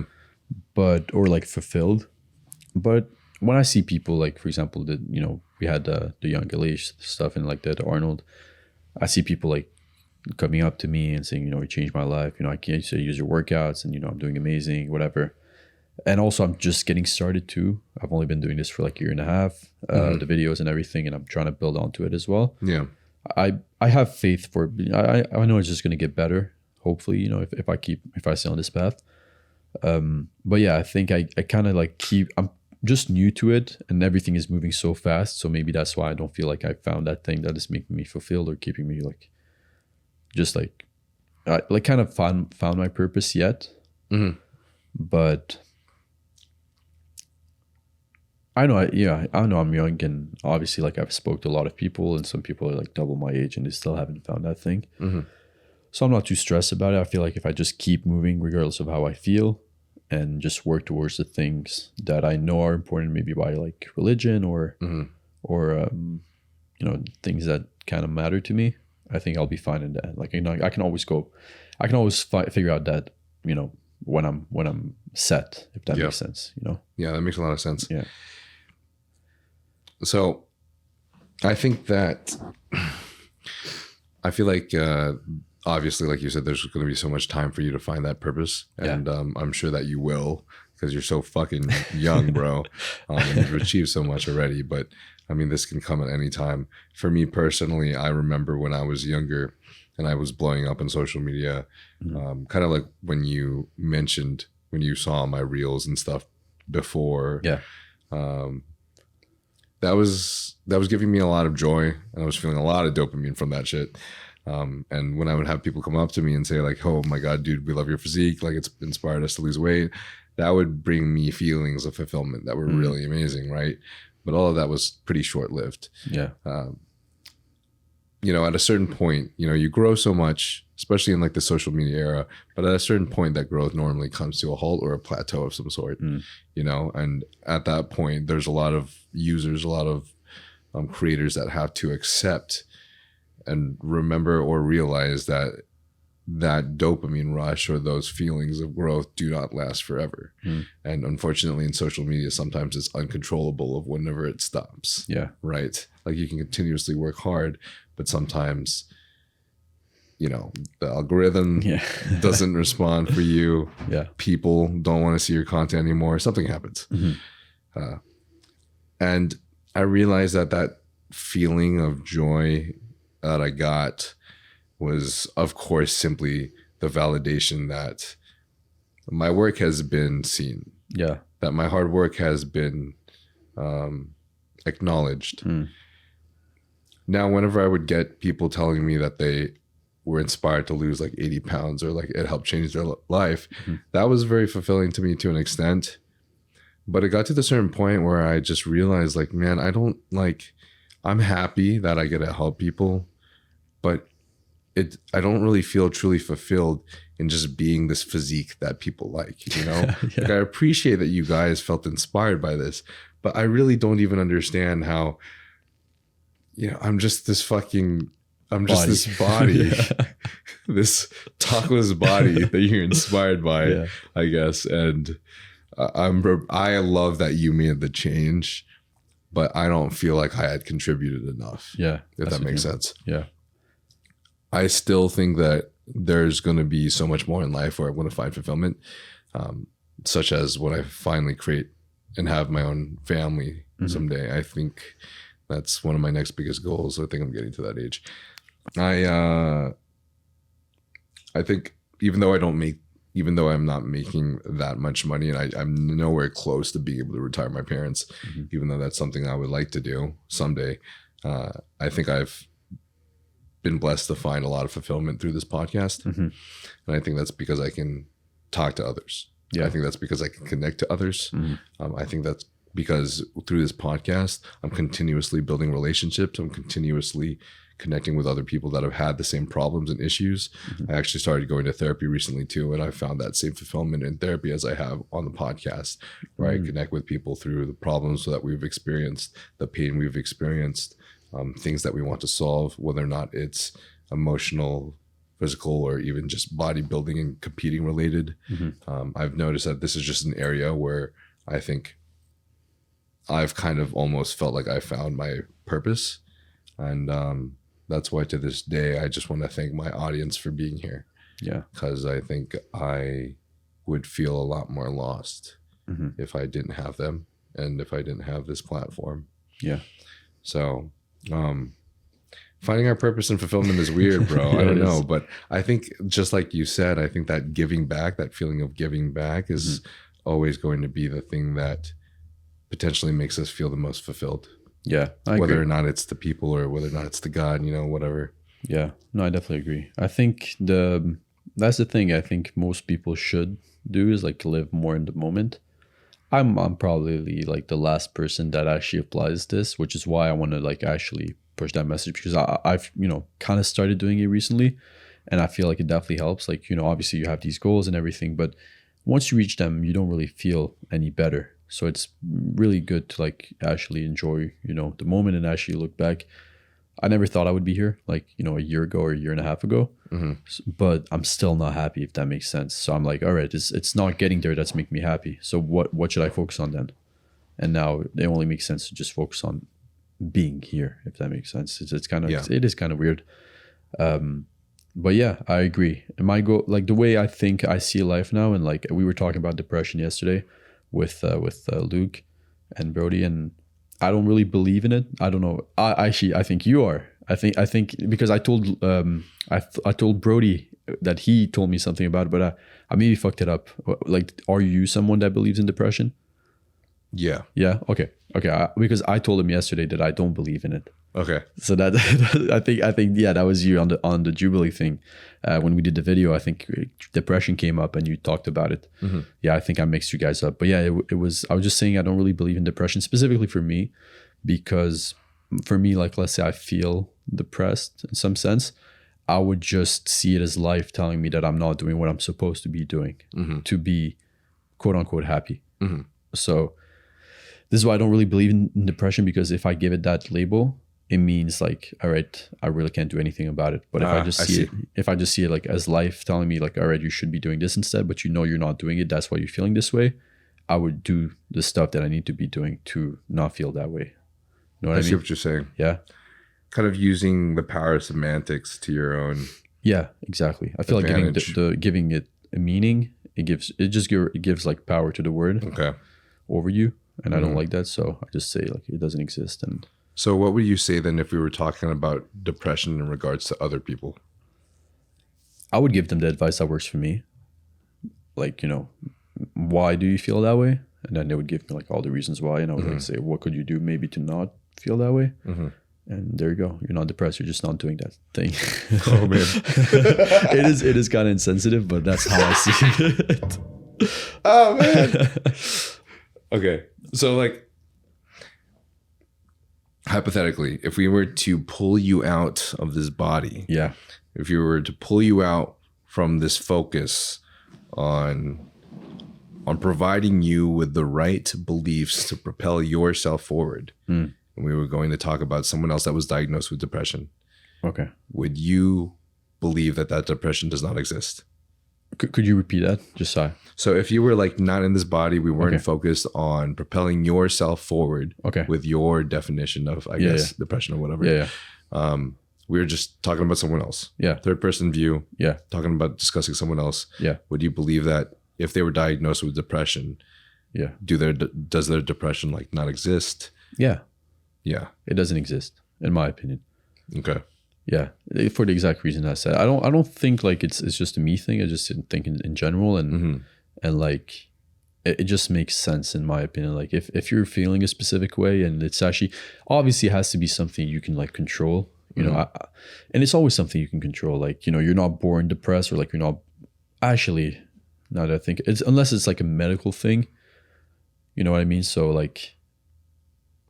There's the PEDs obviously that come into play. That's mainly what we were talking about yesterday, and like it came up like you have these mood swings and you can't really do much about it unless like stopping. But yeah, like I feel like if there's something you can do about it, and there's a specific reason why you're feeling this way, you could be doing something else to not feel that way. If that makes sense. So like, go ahead. This is where I'm glad that you said that at the end. Because obviously, of course, I disagree with your point to an extent.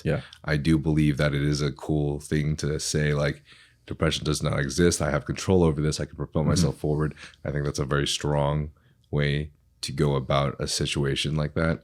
But as you said, maybe if it's medical,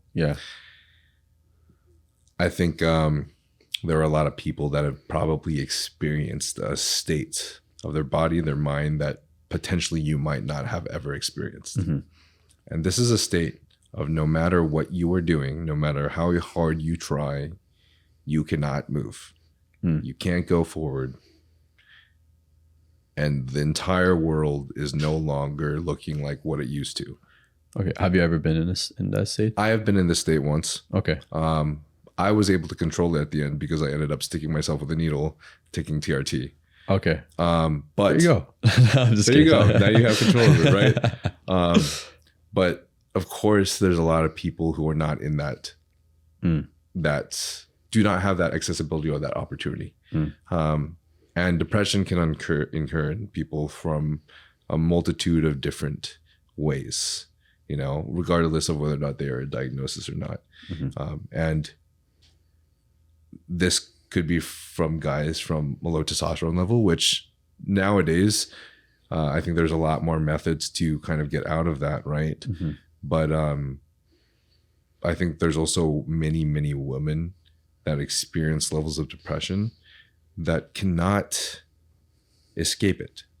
There are. Yeah. And some people can go to therapy and it helps.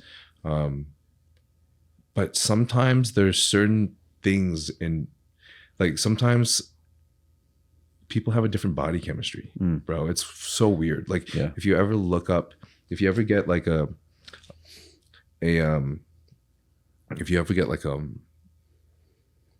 say get like several packages of raw data from different like different sources, different clients or whatever, and you just analyze the raw data of their genetics, it will blow your mind how many differences in percentages that there are of their genetic potential for certain diseases. And I'm trying to figure out a way to simplify this, but people don't realize how different we are, I think, unless they're maybe in the, I don't know, maybe if they're in the medical field, it's a lot harder for people to realize just how different we are on the inside as well.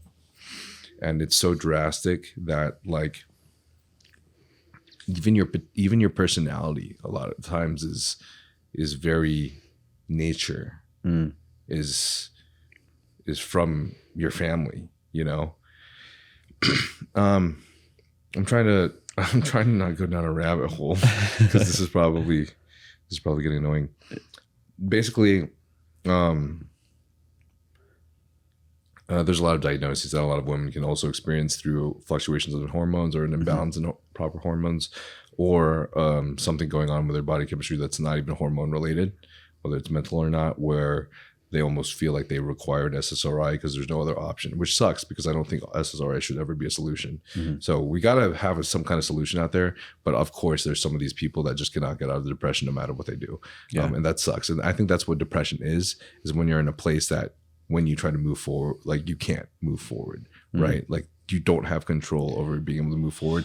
I think that's the definition of depression. If someone is really upset and they feel like unmotivated, but they have the power to change that, I feel like I wouldn't necessarily call that depression as much as the other states, if that makes sense. I see what you mean. So like if they're not able to move forward, you would see it as depression. Yeah. But obviously we like to, you know, on a daily basis, we like to just say we're depressed and shit like that. Or we like to say we have fucking trauma when I see what you mean. When we're not. Yeah. I obviously like haven't seen all cases, but I'm just trying to figure out like in what case would you not be able to move forward? And also it brought to mind like the way you feel is all like relative, and like let's say for example I get to like being I become like someone with a lot of money, all right? Like I have a lot of money, I get married, I get kids, for example, you know, I'm really happy, or like you know what, I'm just feeling normal. Let's call it normal because you know I'm used to it. I'm used to having this money, I'm used to having this wife, I'm used to having everything, and then I lose them. I would, you know, and I get depressed. It's kind of relative. The reason is because I was, you know, in that position before, but then I built that, like, let's call it dopamine. You know, I got to that level where like I'm happy. This brings me like happiness and it becomes normal. But then that drop makes me depressed. You know what I mean? So it's all relative in my opinion. The way you feel like if let's say I make $1 million today, but I lose it tomorrow, I'm going to be depressed tomorrow. That's something that's situational. Yeah. And this is something that I would say, for example, one solution or one of the first steps that someone could go to is like go to therapy, right? Okay. And this is a mental thing that someone can work through, right? But when we're discussing, like what I was discussing before is when it's not situational, Yeah. it's something that you're born with, for example. It's something that happens when you become 13 years old out of nowhere. And Do you have like an example? I have a few, but I don't want to talk about these people because I know them personally, if that makes sense. Okay, I see what you mean. Is it like, can you say without like telling, or like just give me an example without like giving someone in specific? I'm fucking trying to, man, but it's fucking hard. It's like also saying like if someone has autism, they have autism. They can't get out of having autism. You know what I mean? Yeah, but does that make them depressed? No, this is completely. Oh man, I hope we don't get canceled. No, this is completely unrelated. Yeah, I'm just making analogies. Okay. Like just sometimes some people have something and there's no explanation for it. It's not because it's mental or it can be changed. It's how it is, right? Yeah. So my friends, I was staying with my ex and my friend Melody. Mm-hmm. They were staying at my place during COVID. Yeah. This is when my testosterone had dropped below 300. And I was feeling like shit. And they would be like, Niall, I think you should work on your mental health. Niall, I think you should like go to therapy. Yeah. And bro, that shit flipped me off because I'm like, no, I feel different on the inside. This time, this is not a situational thing. Yeah. I've been someone that can crawl myself out of holes mentally. Yeah. This is not a hole I can crawl myself out of. I feel wrong. Things are wrong with me. It ended up being like the symptoms of like ED and like lack of motivation, all this stuff. It ended up not being something from my mind. It ended up being something from my hormones. Right. Yeah. And then man, this is a hard one. Yeah. I think all I'm trying to say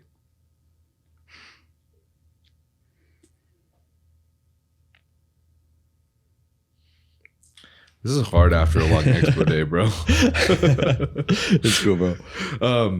Basically, just some people have certain situations that they cannot control, and they just have different genetics for it. Yeah. So even if you're talking about PEDs, for example, like some people aromatize drastically more than others.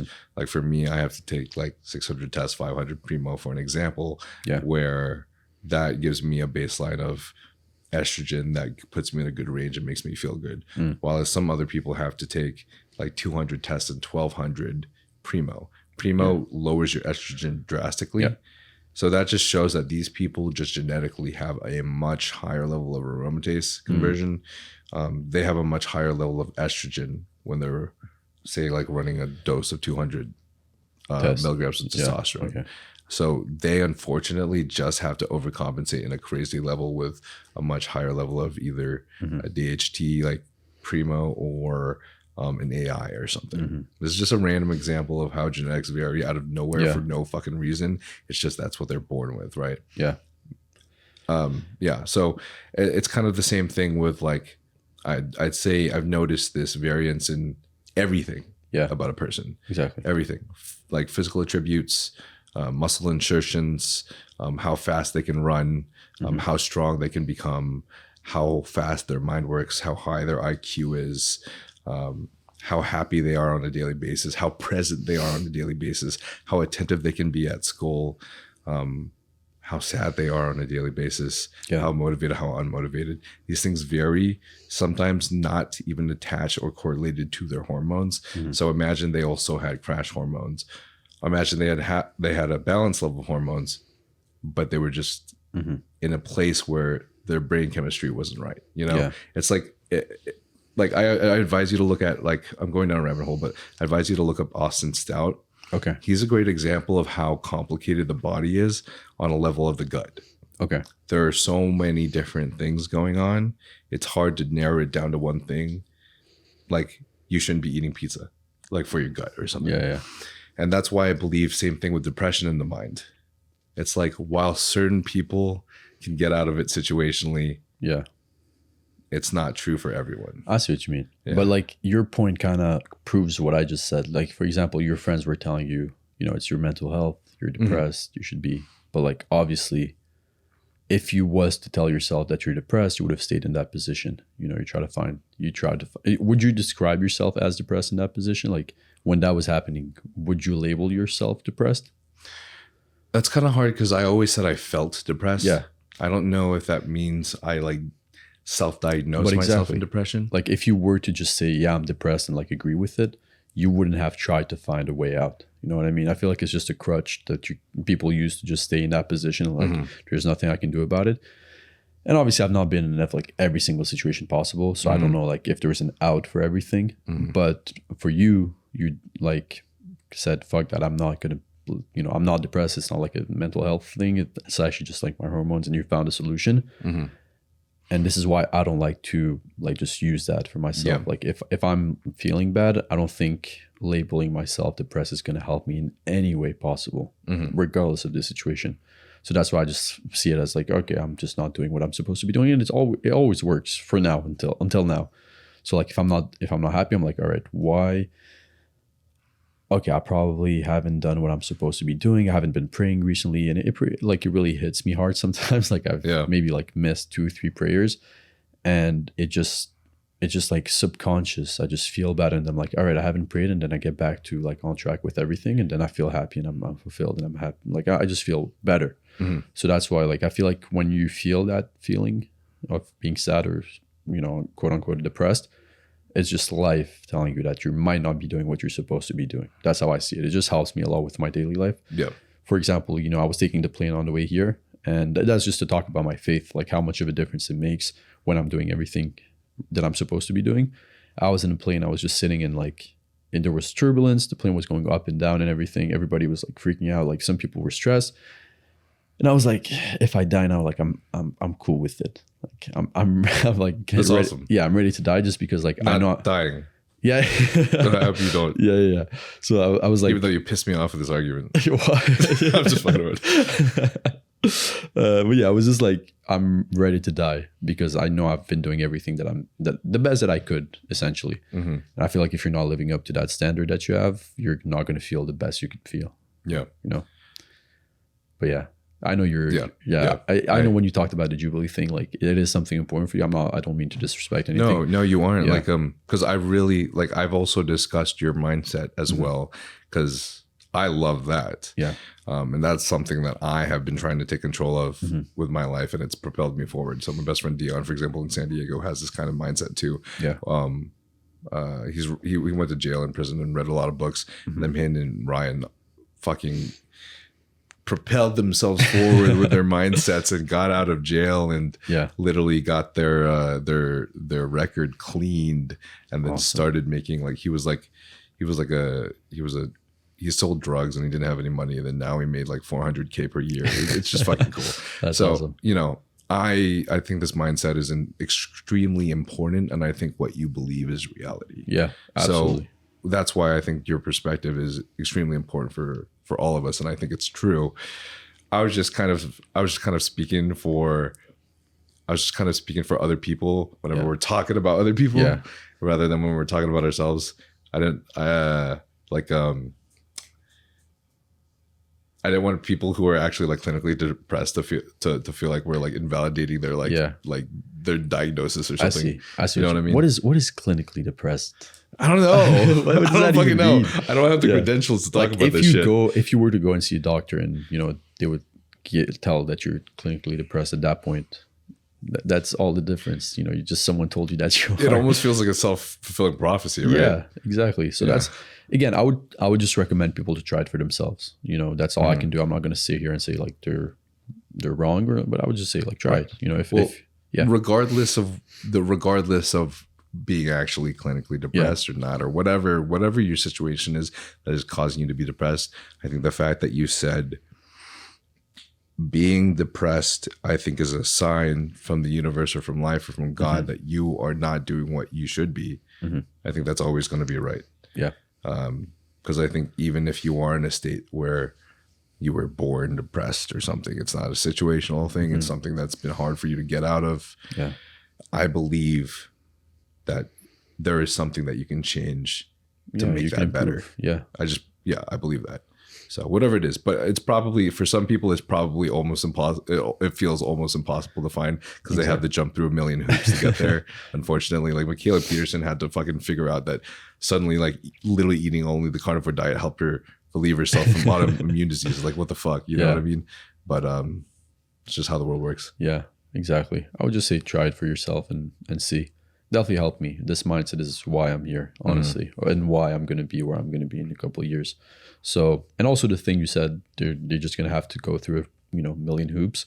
I told myself the same thing when I first started. Obviously, like I wasn't like depressed or anything, but like just see it as a way of like, you know, life's going to go by anyway. You know, you're going to be there in a year regardless. So might as well start now. And obviously you're just progressing. You're not going to be there like the same person, and then in a year exactly you get where you want to get to. You're going to be better and better every single day towards that point, if that makes sense. That's how I saw bodybuilding when I first started. I was like, fuck, it's going to take me like so long to get to the physique that I want, or like be happy with the way I look.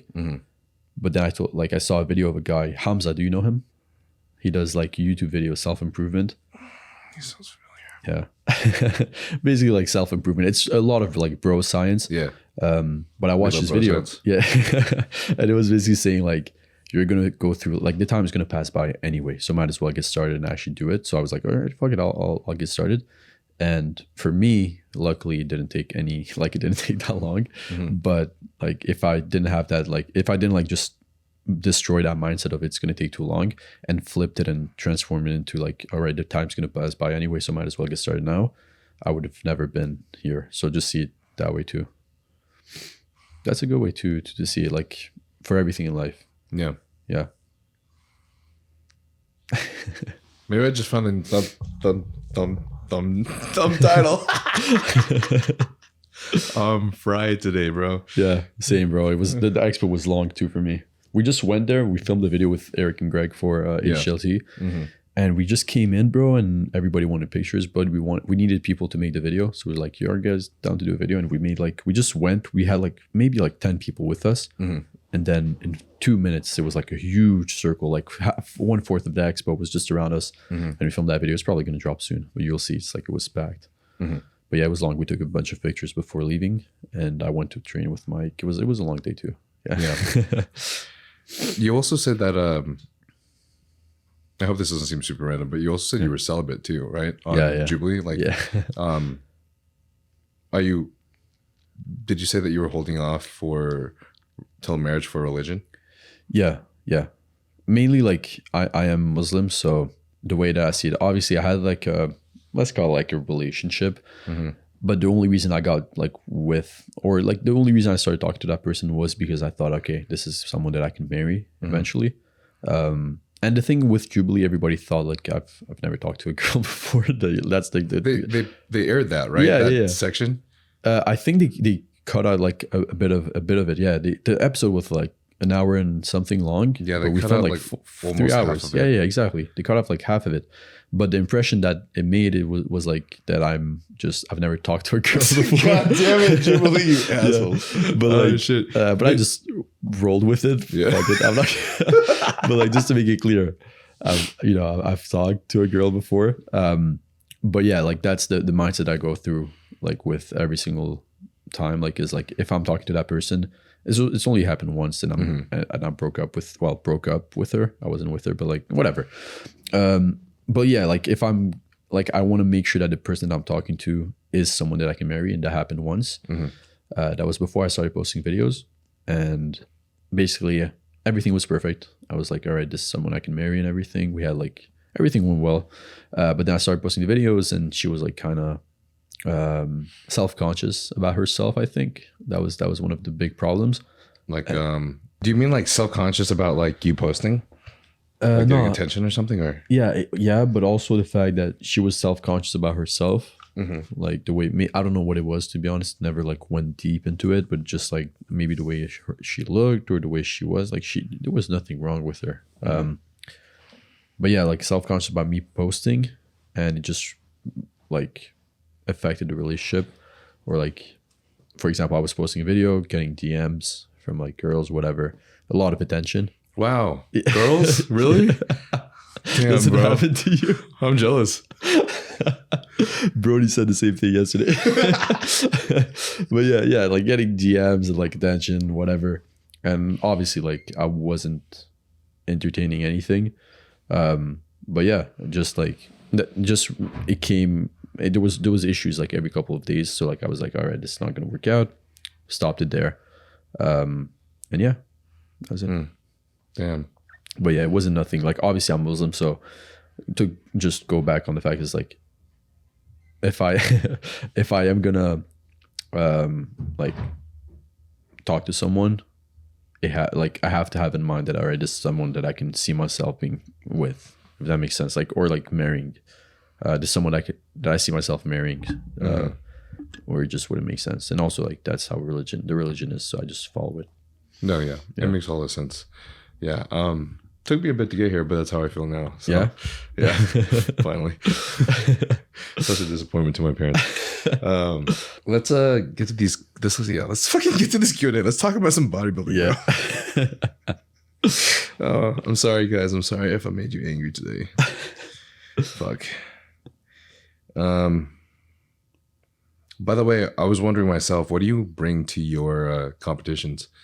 What do you mean? Like, what do you pack? What did you pack in your bag when you went to your show? I had just obviously like the stuff that I was gonna wear. I had like 3. I have like the shorts for men's physique and the 2 other briefs for bodybuilding and classic. And it was just in Toronto, so I just drove there with just a couple things like my camera just for content, my laptop and everything, and the rest I just bought there. The stuff that I needed. So I didn't really bring much, to be honest. But I had like, once I got there, I had like rice cakes. You know how it is. Like I had a bunch of stuff to carb up. But yeah, I traveled pretty light.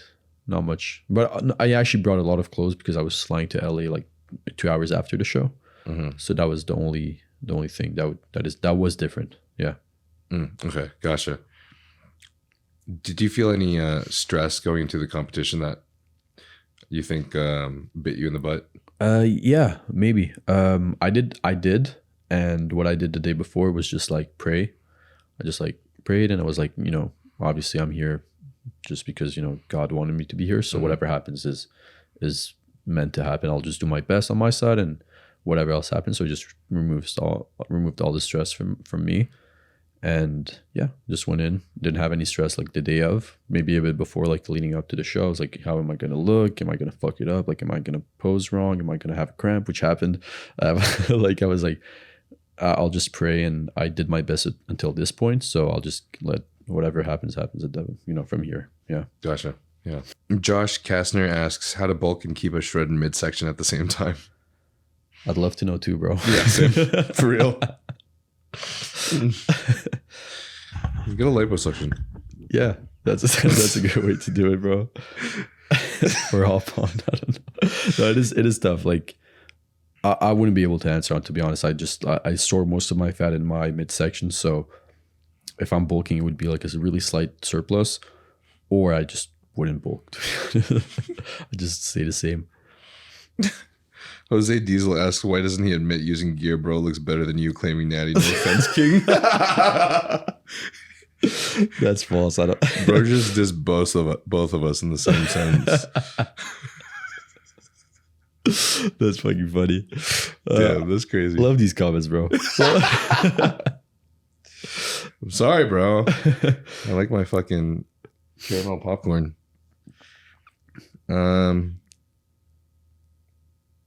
D2U fuff. D2U fuff. Fuck off. Asks, how was his experience with Greg as his coach? Ooh, amazing.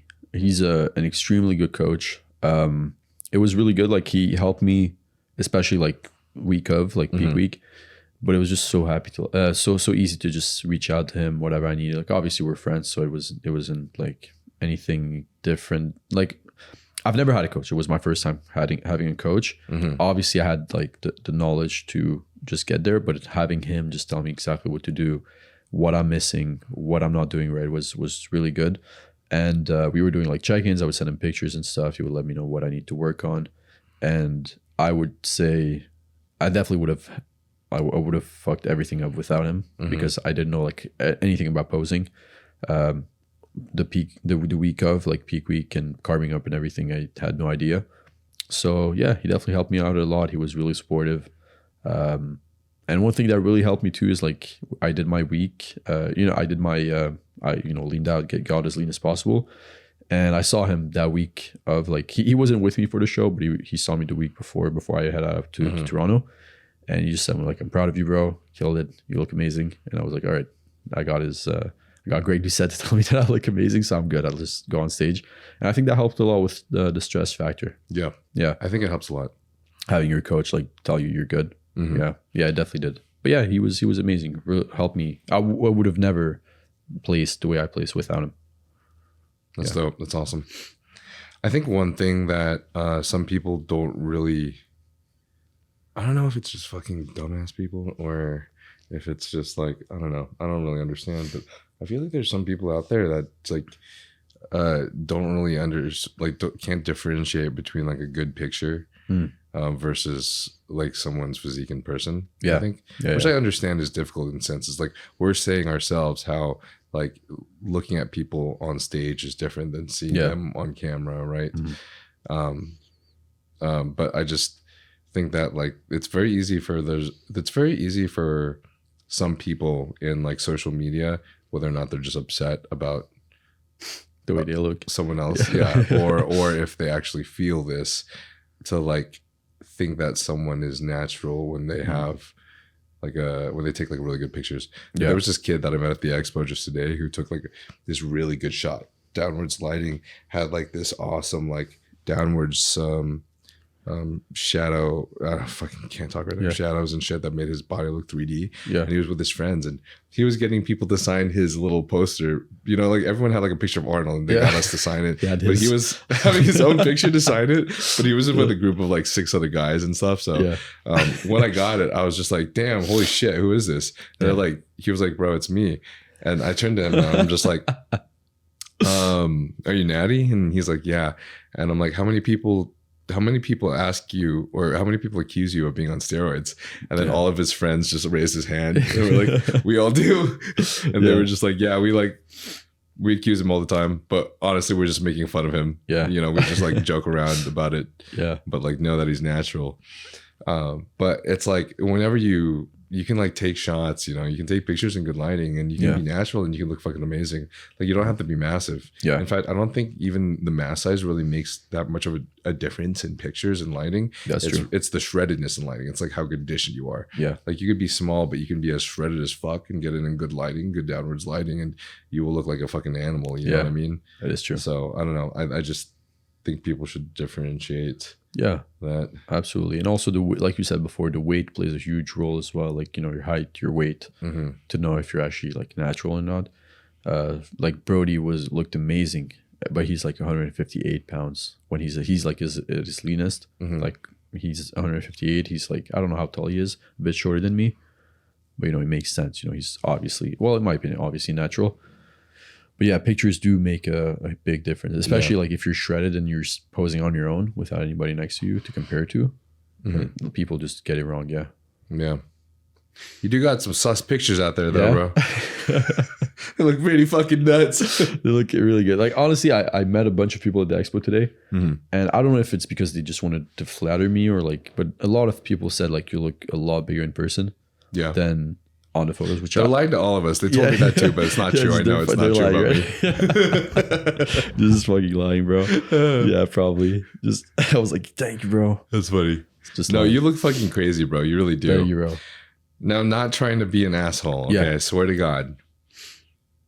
I swear to fucking God. Yeah, that's gonna be bad. But I didn't know you or see your social. Well, I never saw your social media before I met you on Jubilee. Yeah, and when I saw you in person,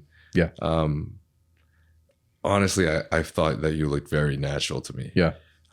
I thought it just, you know, I mean, you literally look like a natural guy who just came out of his show. And that makes all the sense in the world. Now, to your defense, being a natural and coming straight out of a show, you're literally like, you look half the size as you did before, you know? You're fucking flat. You're just, everything has shrunk. You know, that makes a lot of sense. Yeah. When I see your pictures, I'm like, holy shit, bro, this guy looks fucking crazy. Yeah, but when I see your videos too, when you look more full, you do look crazier. You know, it makes sense when you have like good lighting, when you have all these things that make a difference. I think it makes sense. So, Yeah. I mean, from my personal account, it's just hard for me to ever believe that you're lying. Yeah. I don't know, just knowing your morals, knowing who you are as a person, seeing your physique in person, and your social media and stuff. It's just kind of hard for me to believe that you are on steroids. But then again, I don't know anything. So you could be a fucking total liar. Just lying to you. Face, so. Like for 2 hours. But yeah, no, I definitely agree. Like also like you said, the weight thing, definitely, it makes sense. Like if I know, like if I hop on now, and I was talking to Eric, he said like in 6 months I could be like 215 lean if I like just follow a specific cycle. But again, I told him I don't plan on competing, and it's just stupid in my opinion to hop on if you don't plan on competing and you already look good. Yeah. So yeah, I just don't think it's worth it. Yeah, I'd say definitely not, especially for me. It's a lot of work and a lot of money. Yeah, no, definitely not. I just love this. I want to be, I know you can do it healthy, like stay as healthy as possible, but it's just better not to do it. You'll definitely be more healthy without doing it than doing it. Oh, for sure. Yeah. For sure. I don't even know if I can use the word healthy while you're on it. Maybe risk averse. Yeah, risk averse. There you go. VM Oliveira asks, from a diet perspective, how did you pack on so much muscle? And another question actually also asked, like, how many cuts and bulks did you take to get to where you are? So I guess same question. Yeah. So when I first started training, I think I was like 135, around 133 to 135 pounds when I was 19. And I just 133 at 6 foot. Yeah. Fuck, dude. I was really, really skinny, bro. Yeah. Damn. That's the main thing that people like. Obviously the physique, you know, if you just see me in a picture, people think I'm not natural. But then it's the transformation, and the only in 3 years that people are like, oh, fuck. You know what I mean? I could probably, like, if I keep training and put on more muscle, like let's say I put on 10 pounds in the next 5 years, maybe, of muscle, maybe at that point people will start calling me like, oh, they already do, fucking, no, never mind. Yes, there's always going to be people that accuse you. There's people who accuse my natty physique of being fucking on steroids, and that blows my mind, bro. That's the thing. Yeah. But like, I was 133 pounds. I just started eating for the first time in my life. Like I started training, and I feel like, and I don't know if that's like scientific or anything, but I feel like the fact that I was training really hard, my body needed more food. So I was just eating as much as I wanted to. Okay. So you don't know exactly how many calories or anything? No, when I first started, I didn't really track. I was just keeping it protein as much as possible. So like I would have protein shakes. I would have protein with every single meal. I would space them out, you know, have one in the morning, like 4 meals maybe, and space them out. And all that knowledge I got from like YouTube, and also like my brother that used to train. So I would just ask him any questions I had. And after I think the first year, in 3 months, I put on how much? 12 kgs. So that is like 25 pounds maybe in 3-4 months. So I went from like 135 to, that would make me like 160. Yeah. In 3-4 months, but I looked a bit leaner than when I first started. So the transformation was like really, really fast in only 3-4 months. And from there, I just like bulked up, went up to 182 pounds. And then I cut down. I was like, all right, I look good, but I have a bit of fat. So I, learned that you can actually like cut and everything. I was still doing research, and I went down to 165, I think, but I was a lot leaner. And that's when I started posting after 18 months. So I bulked for my first year, maybe 12 months. And then for the last 6 months, I was just cutting down and still getting stronger because it was only a year. So, I could build muscle, get leaner at the same time. So 18 months, I started posting my videos. The non-natty accusation started. And I started bulking again, went up to 190. That's when I did like the bulk for like, actually went up a little bit, stayed around like 170 something. Yeah. And then did that other bulk, which brought me to like 188 or something. That's where I put on like the weight on my bench. So I did like 2 bulks, I would call it. And I would say multiple cuts, maybe like I would cut down. I wouldn't call it like, if you're calling a bulk just eating more, then maybe I've done a bunch of them, but it just fluctuates because of social media. I wouldn't call it a bulk because I didn't like really build much muscle. I would just get shredded and then go back to normal. Yeah. So you haven't gained as much muscle then in the last like 6 months then, you'd say? Yeah. I definitely not, because I had a show in November. It's been 4 months now. So I just got back to where I was maybe in like September, in my opinion. So that all that time was like kind of wasted, in my opinion, like in bodybuilding sense. But I'm probably going to waste a lot more time in the next coming years because of social media, just trying to stay shredded and lean and staying natural too. But that's the thing. If I wasn't going to waste time because I'm staying natural. Exactly. Well, yeah, in a bodybuilding sense, like building muscle sense. Exactly. But if I wasn't like doing videos, I would just go for crazy bulk and put on, obviously keep it clean, but just try to put on as much muscle as possible. And I wouldn't really care for the body fat. That's what I recommend people to do, to be honest. You know, don't try to get shredded if you're just starting out, bro. No, I get it. I feel the same way. It's hard to recommend that though, because we're in the same place where we just like, you know, you and I just fucking couldn't bulk, bro. We couldn't. We had to be shredded for fucking 3 years straight. Yeah. Like, why did my dumb ass think that I would gain any muscle during that time, bro? I stayed literally the exact same weight for like 3 years in a row. It was terrible. It is tough. It is tough to tell people to do something and you're doing the opposite. But for me, I just give the explanation too. Like, it's just for social media. If you're not doing social media, trust me, you're not going to look good. Shredded if you don't bulk before. I'm trying to so I want to do this for the benefit of the haters for a second, because I want to give everyone a chance, just to kind of, I want to like criticize just like your natty status, I guess. To be honest, man, everything is pointing me towards you being natural. Like the fact that you're starting at 19 years old, that is when your hormones are most primed. You also had all the information in the world. This is why I think my audience is, they're all going to be set up for success. And I think they're all really amazing people, not because of my podcast, but because they're the type of people to educate themselves either during or prior to them even doing anything. I have a lot of naturals that listen to this podcast just because they're interested in the info, whether or not they jump on PEDs or not. But if they do, they're going to know shit beforehand. How to do it, Unlike me and my fucking dumbass. I think being educated, well educated about what you're doing before you jump into anything is going to propel you and explode you forward faster than any of the other people who are still figuring the things out in the meantime. Exactly. Me, bro, it took me like 10 years to figure out how to do things right. How fucking ridiculous is that, man? I mean, obviously I didn't have social media at the time when I was younger. I just had like videos of fucking Z's and Rich Piana.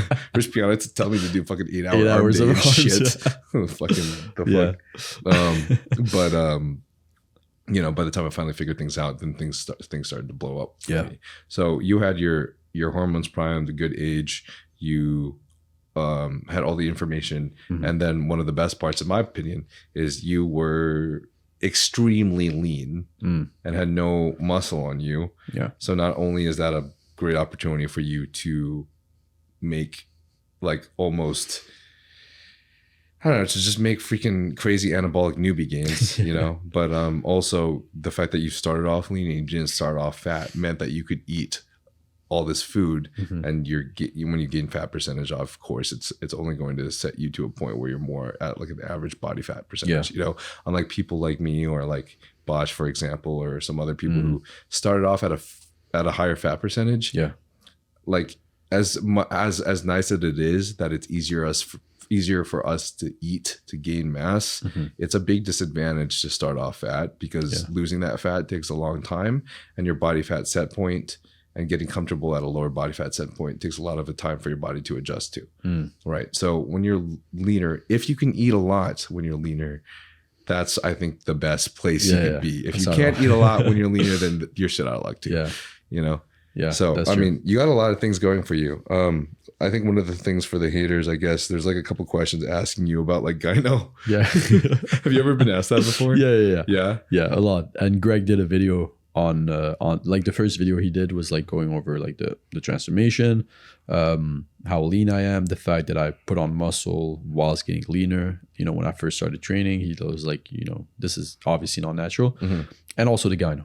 Do you think it's really leaner, or do you just have a better body composition? Like you just had more muscle underneath there. What do you think? I didn't see my abs when I first started, and then like a couple months in, I started seeing them. Yeah. So I don't know exactly. So maybe you did lose a little bit of fat. Yeah, whilst putting muscle on. Yeah. It always makes me wonder though, because like when you gain muscle, the appearance of your body is so drastically different if you hold based on your BMI. If that makes sense. Like you'll see fucking huge ass guys. And like they don't need to have as low of a body fat percentage to show everything. I maybe didn't lose fat, but maybe I just lowered my body fat percentage, if that makes sense, because obviously I'm putting on weight. Yeah. So maybe I'm just building muscle, staying at the same body, like at the same fat level, or like pounds of fat. But because I'm like putting on weight and not gaining fat, the body fat percentage is lower. Yeah. Or maybe you just like steroids. Maybe. So you're saying about Greg? Yeah. So he did the gyno accusation. He told me like, you know, I have gyno in here, we can see gyno, and this obviously says that you're not natural. And all I did in my response video was just pull up a picture of me when I think I was like 2 years old. And I've always had 2? 2 years old. And also when I first started training, I have like 2 pictures, and it's just like the way my nipples are, the way they look. I have like this they just like look weird. Yeah, I can send you the pictures. You can pull them up here, but like they're just like, they have like that puffy look. I don't know what it is.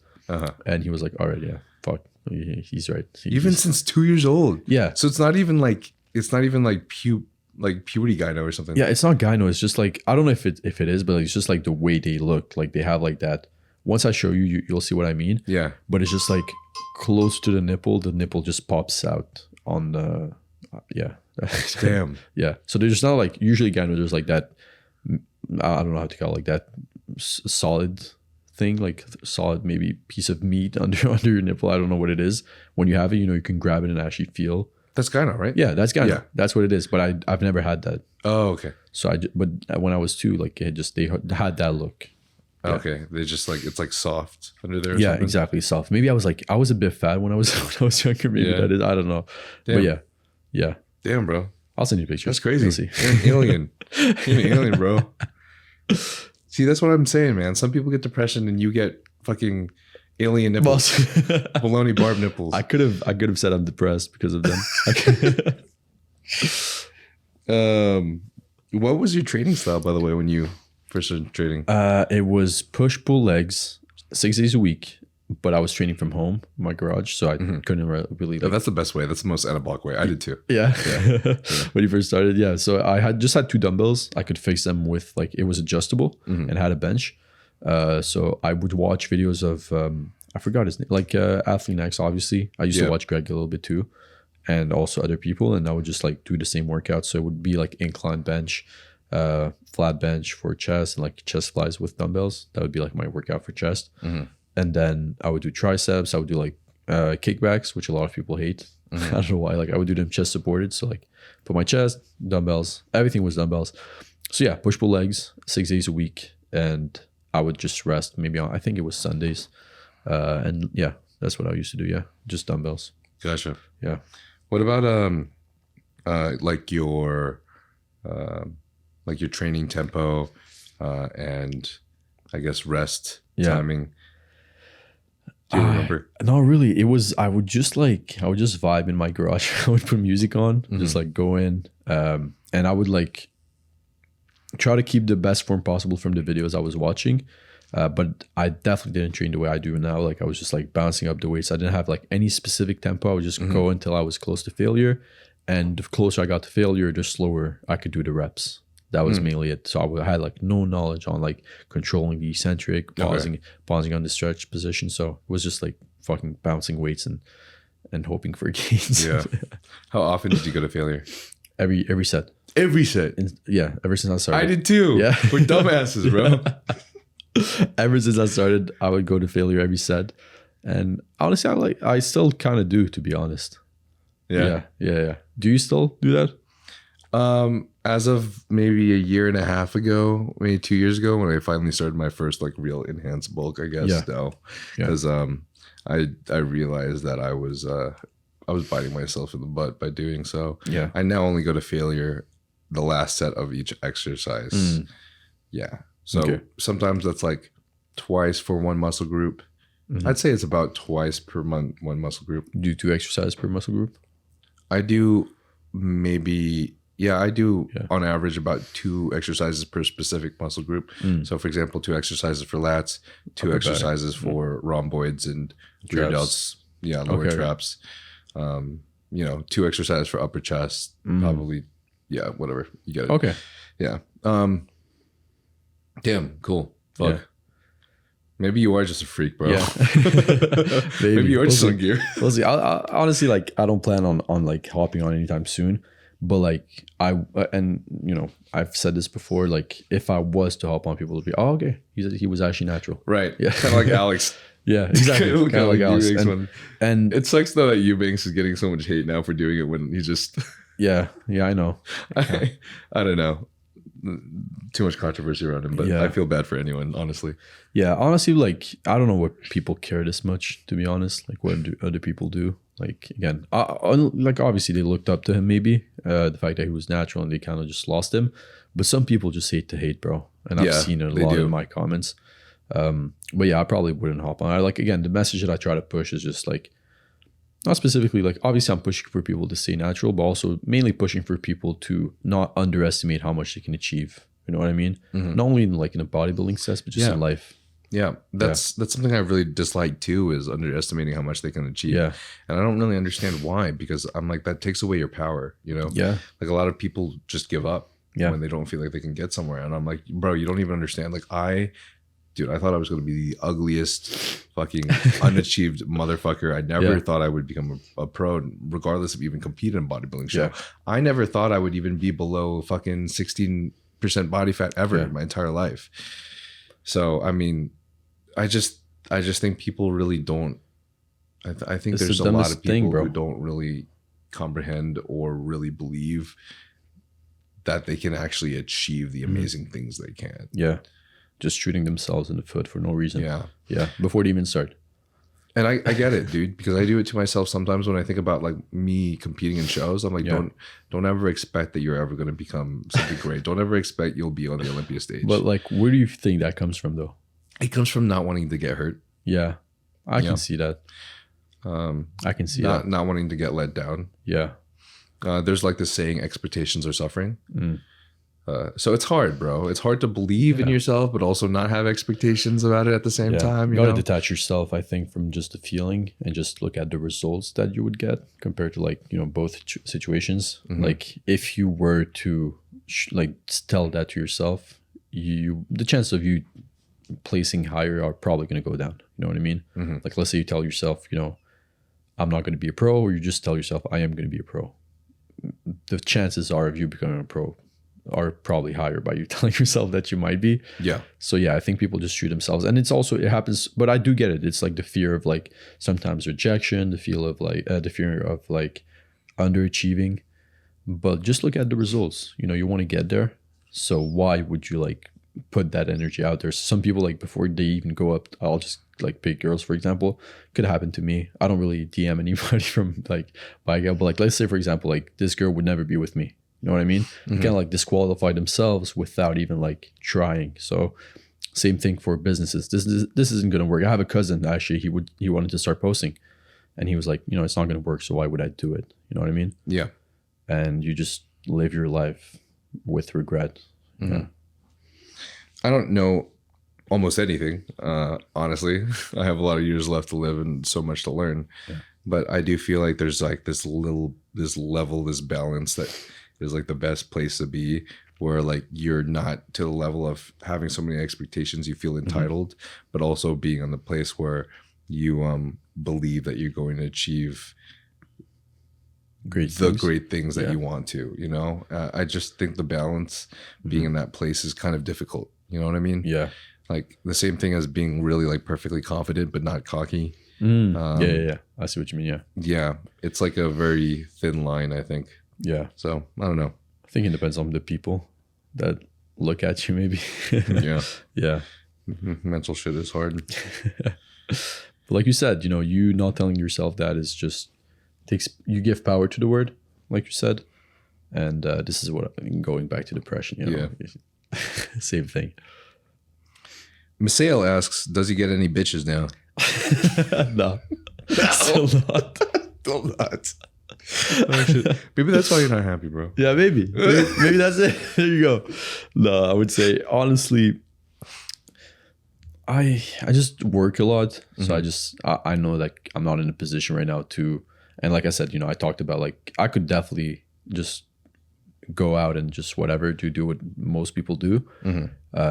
But as a Muslim, like for me, it's really important to, if I'm going to be with someone, it has to be like for marriage down the road. Yeah.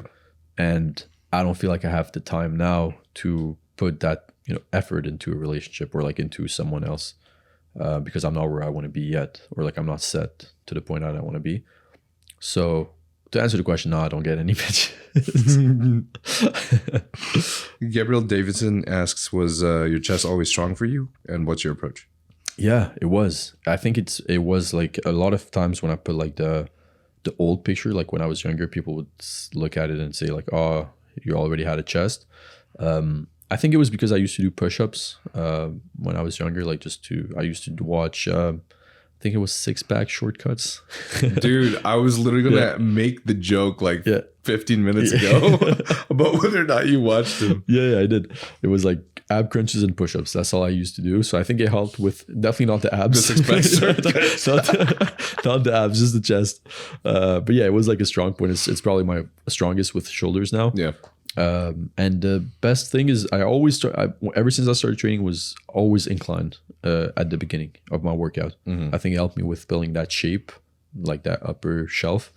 So yeah, incline is definitely like 3 years in, and I've always been doing it at the start of my workout. That's awesome. That's awesome. Incline is something I wish I did more of when I was starting off. Yeah. What were you doing at the start? A lot of flat. Yeah. I couldn't. Oh man, I might be lying about this because I don't remember. Yeah. I feel like I don't remember. I feel like I wasn't really able to incline my bench in my garage when I first started lifting. So I always did flat bench. Or if I did, it was the kind that was so jank that when you inclined it, it touched like the barbell. So then you had to grab like this. And I didn't have any spotters or anything, so I couldn't do it. It's Vic Lopez asks, what is the Natty stack? And how do you stay so lean year round? Good question. Honestly, the best supplement that I've tried, and that's also one thing that Greg really helped me with, was GO2 Max. It's HLT subs. A little plug right there. I partnered with them, but like I always hated cardio. Fucking hate cardio. Like it's not only I don't like it, it's boring, but also because my cardio sucks, and I think that's why it made it boring for me. I just didn't have one like a really good. Just I sucked, but like GO2 Max helped me. Cardio sucks because of too much test, right? Yeah, exactly. That's it. Too much test. So GO2 Max just fixed that for me. Yeah. But yeah, like my cardio side. So I was just taking GO2 Max, and I was just doing cardio, and I couldn't feel anything. Like the only thing that was hurting was my legs from walking. I was doing Stairmaster, so just from walking up the stairs, my legs hurted, but I didn't feel anything in my lungs, which was amazing. So GO2 Max helped me, and I still take it. I still do cardio now because of it. I didn't do it before, but just because now it's easier, and also like more enjoyable for me. That's definitely the supplement. But I also take creatine, the basics, ever since I started Turk. I know a lot of people don't really like it, but you gotta try it from HLT. Have you ever tried it? Turk? Yeah. Obviously you're not in like natural, so you're gonna see the big boost. Makes all the changes in my physique. Do you know what's in GO2 Max? No, I have to look. I think it's what's it? No, I wouldn't be able to tell you. No, I'll just take it. I don't really just take it. Yeah. Okay. Told me like this is gonna help with your cardio. I'm like, bad. I'll take it. But yeah, GO2 Max and creatine. Yeah. Okay. I love Greg, but man, I am so sus about Turk. Yeah. I'm so sus about Turk. I don't know why. Like I've gave it to a few of my friends, and everybody's seen a difference. Really? Yeah, but like it depends. Like for me and pretty much everybody that I gave it to, like you feel more aggressive in the gym. Okay. Oh, really? Yeah. For me, like helps me go. I feel like kind of like primal. So when I'm doing a set, if I'm like if I have that feeling, it could help me get one more rep. Just fucking push through it. Bro, low key, he's like sprinkling Halo testing in his church. And now he's getting everyone just raging. That'd be crazy, bro. Do you know, like, has Greg disproved or like mentioned anything about like the studies on Turk? Or it's like doesn't really. The studies on Turks. The thing is like, and he did like a big podcast with people that just like they tested multiple supplements, and the reason why the studies say that Turk doesn't work is because most people don't use actual Turk. They take Turk from like Gorilla Mind. Are you with Gorilla Mind? No, you're Huge, right? Yep. Yeah, okay. But basically, I don't know if Huge has it, but like just companies that make Turk, but they all use Turk from China, which is, they don't even use the same plant. Turkestan, whatever it's called, Turkestanica or something. That's the Turk, like the plant, and it's just in Uzbekistan. That's where HLT has like the monopoly over it, like monopole. I don't know what the word is. Monopoly. Yeah. I'm French, so I'm trying to just. Oh no shit. Yeah, I speak French and Arabic, but yeah, basically like monopoly over Uzbekistan, so they get the Turk from that plant. But they did a test like for all of the companies, and nobody has anywhere close to basically like below label claims, and HLT has I think 130% above label claims. So if we say like you're getting 10 milligrams, you're getting 13. You know what I mean?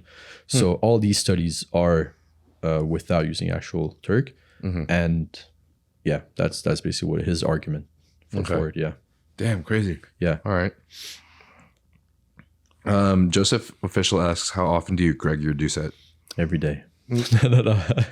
If no, honestly, that's something also I'd love to touch on.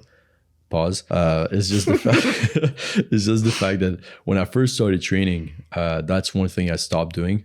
I think it helped me a lot with like just mental health in general. But like I wasn't like addicted to it, I would say. But it's just like it helped me replace that thing, like instant gratification and dopamine.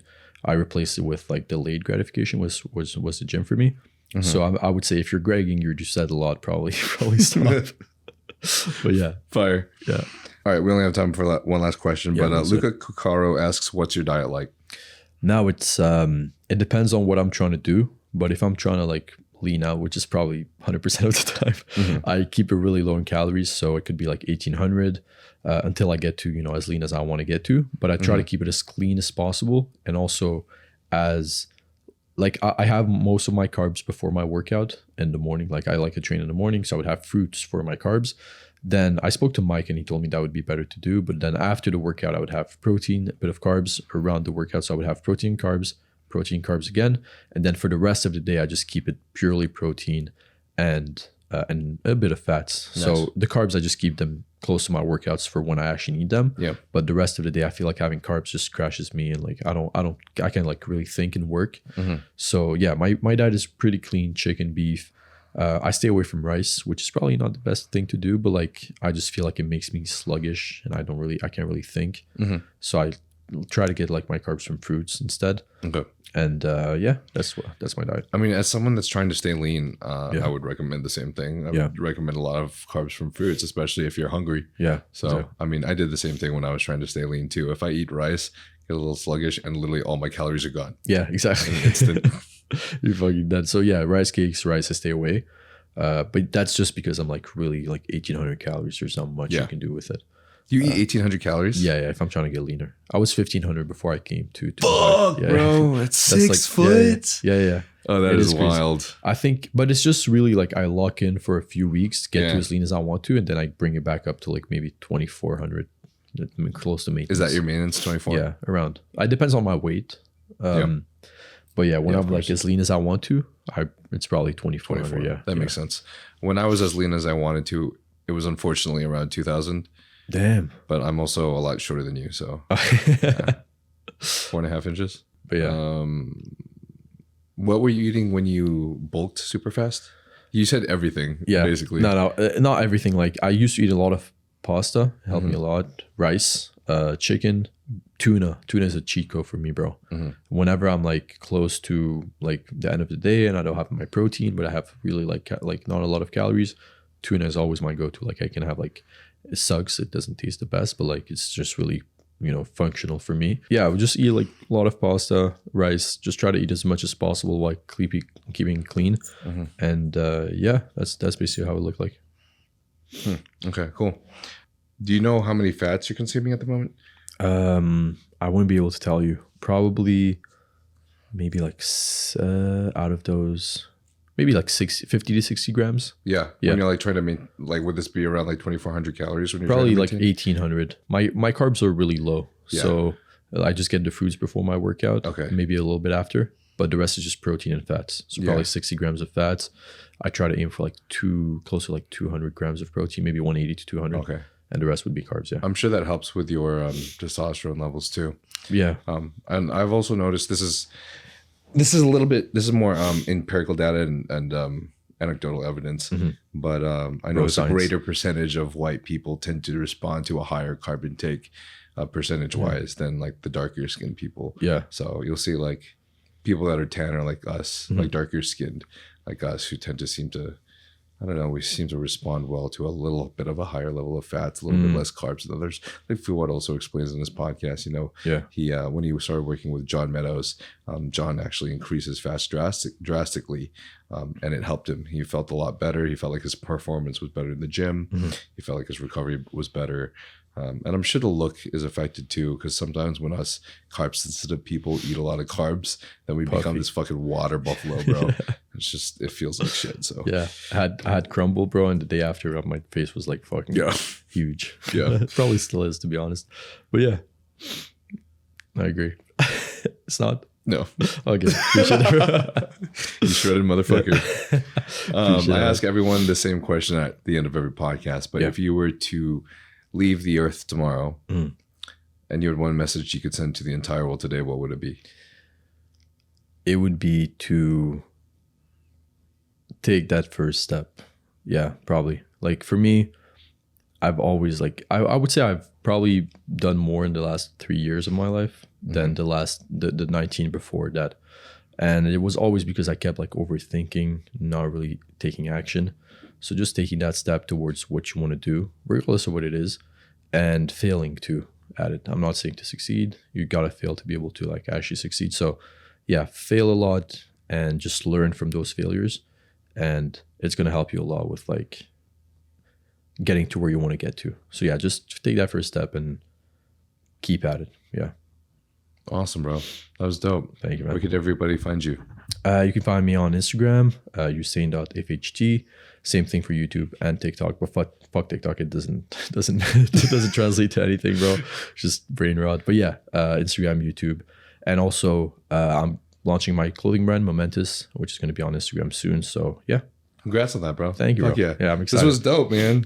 Even though you got me heated and maybe if you can argue about depression and religion. Yeah, I remember the Jubilee thing. I wanted to bring it up here, but yeah, bro. But like that's just, again, I feel like it would just help anybody, bro. Even if you feel like you're depressed, but like, yeah, well, we won't go back on it, bro. Yeah. No, I appreciate it. That was awesome, man. Thanks for coming on again. Of course. Thank you for having me, bro. Sick. All right, let's go fucking watch these finals. Let's go. All right.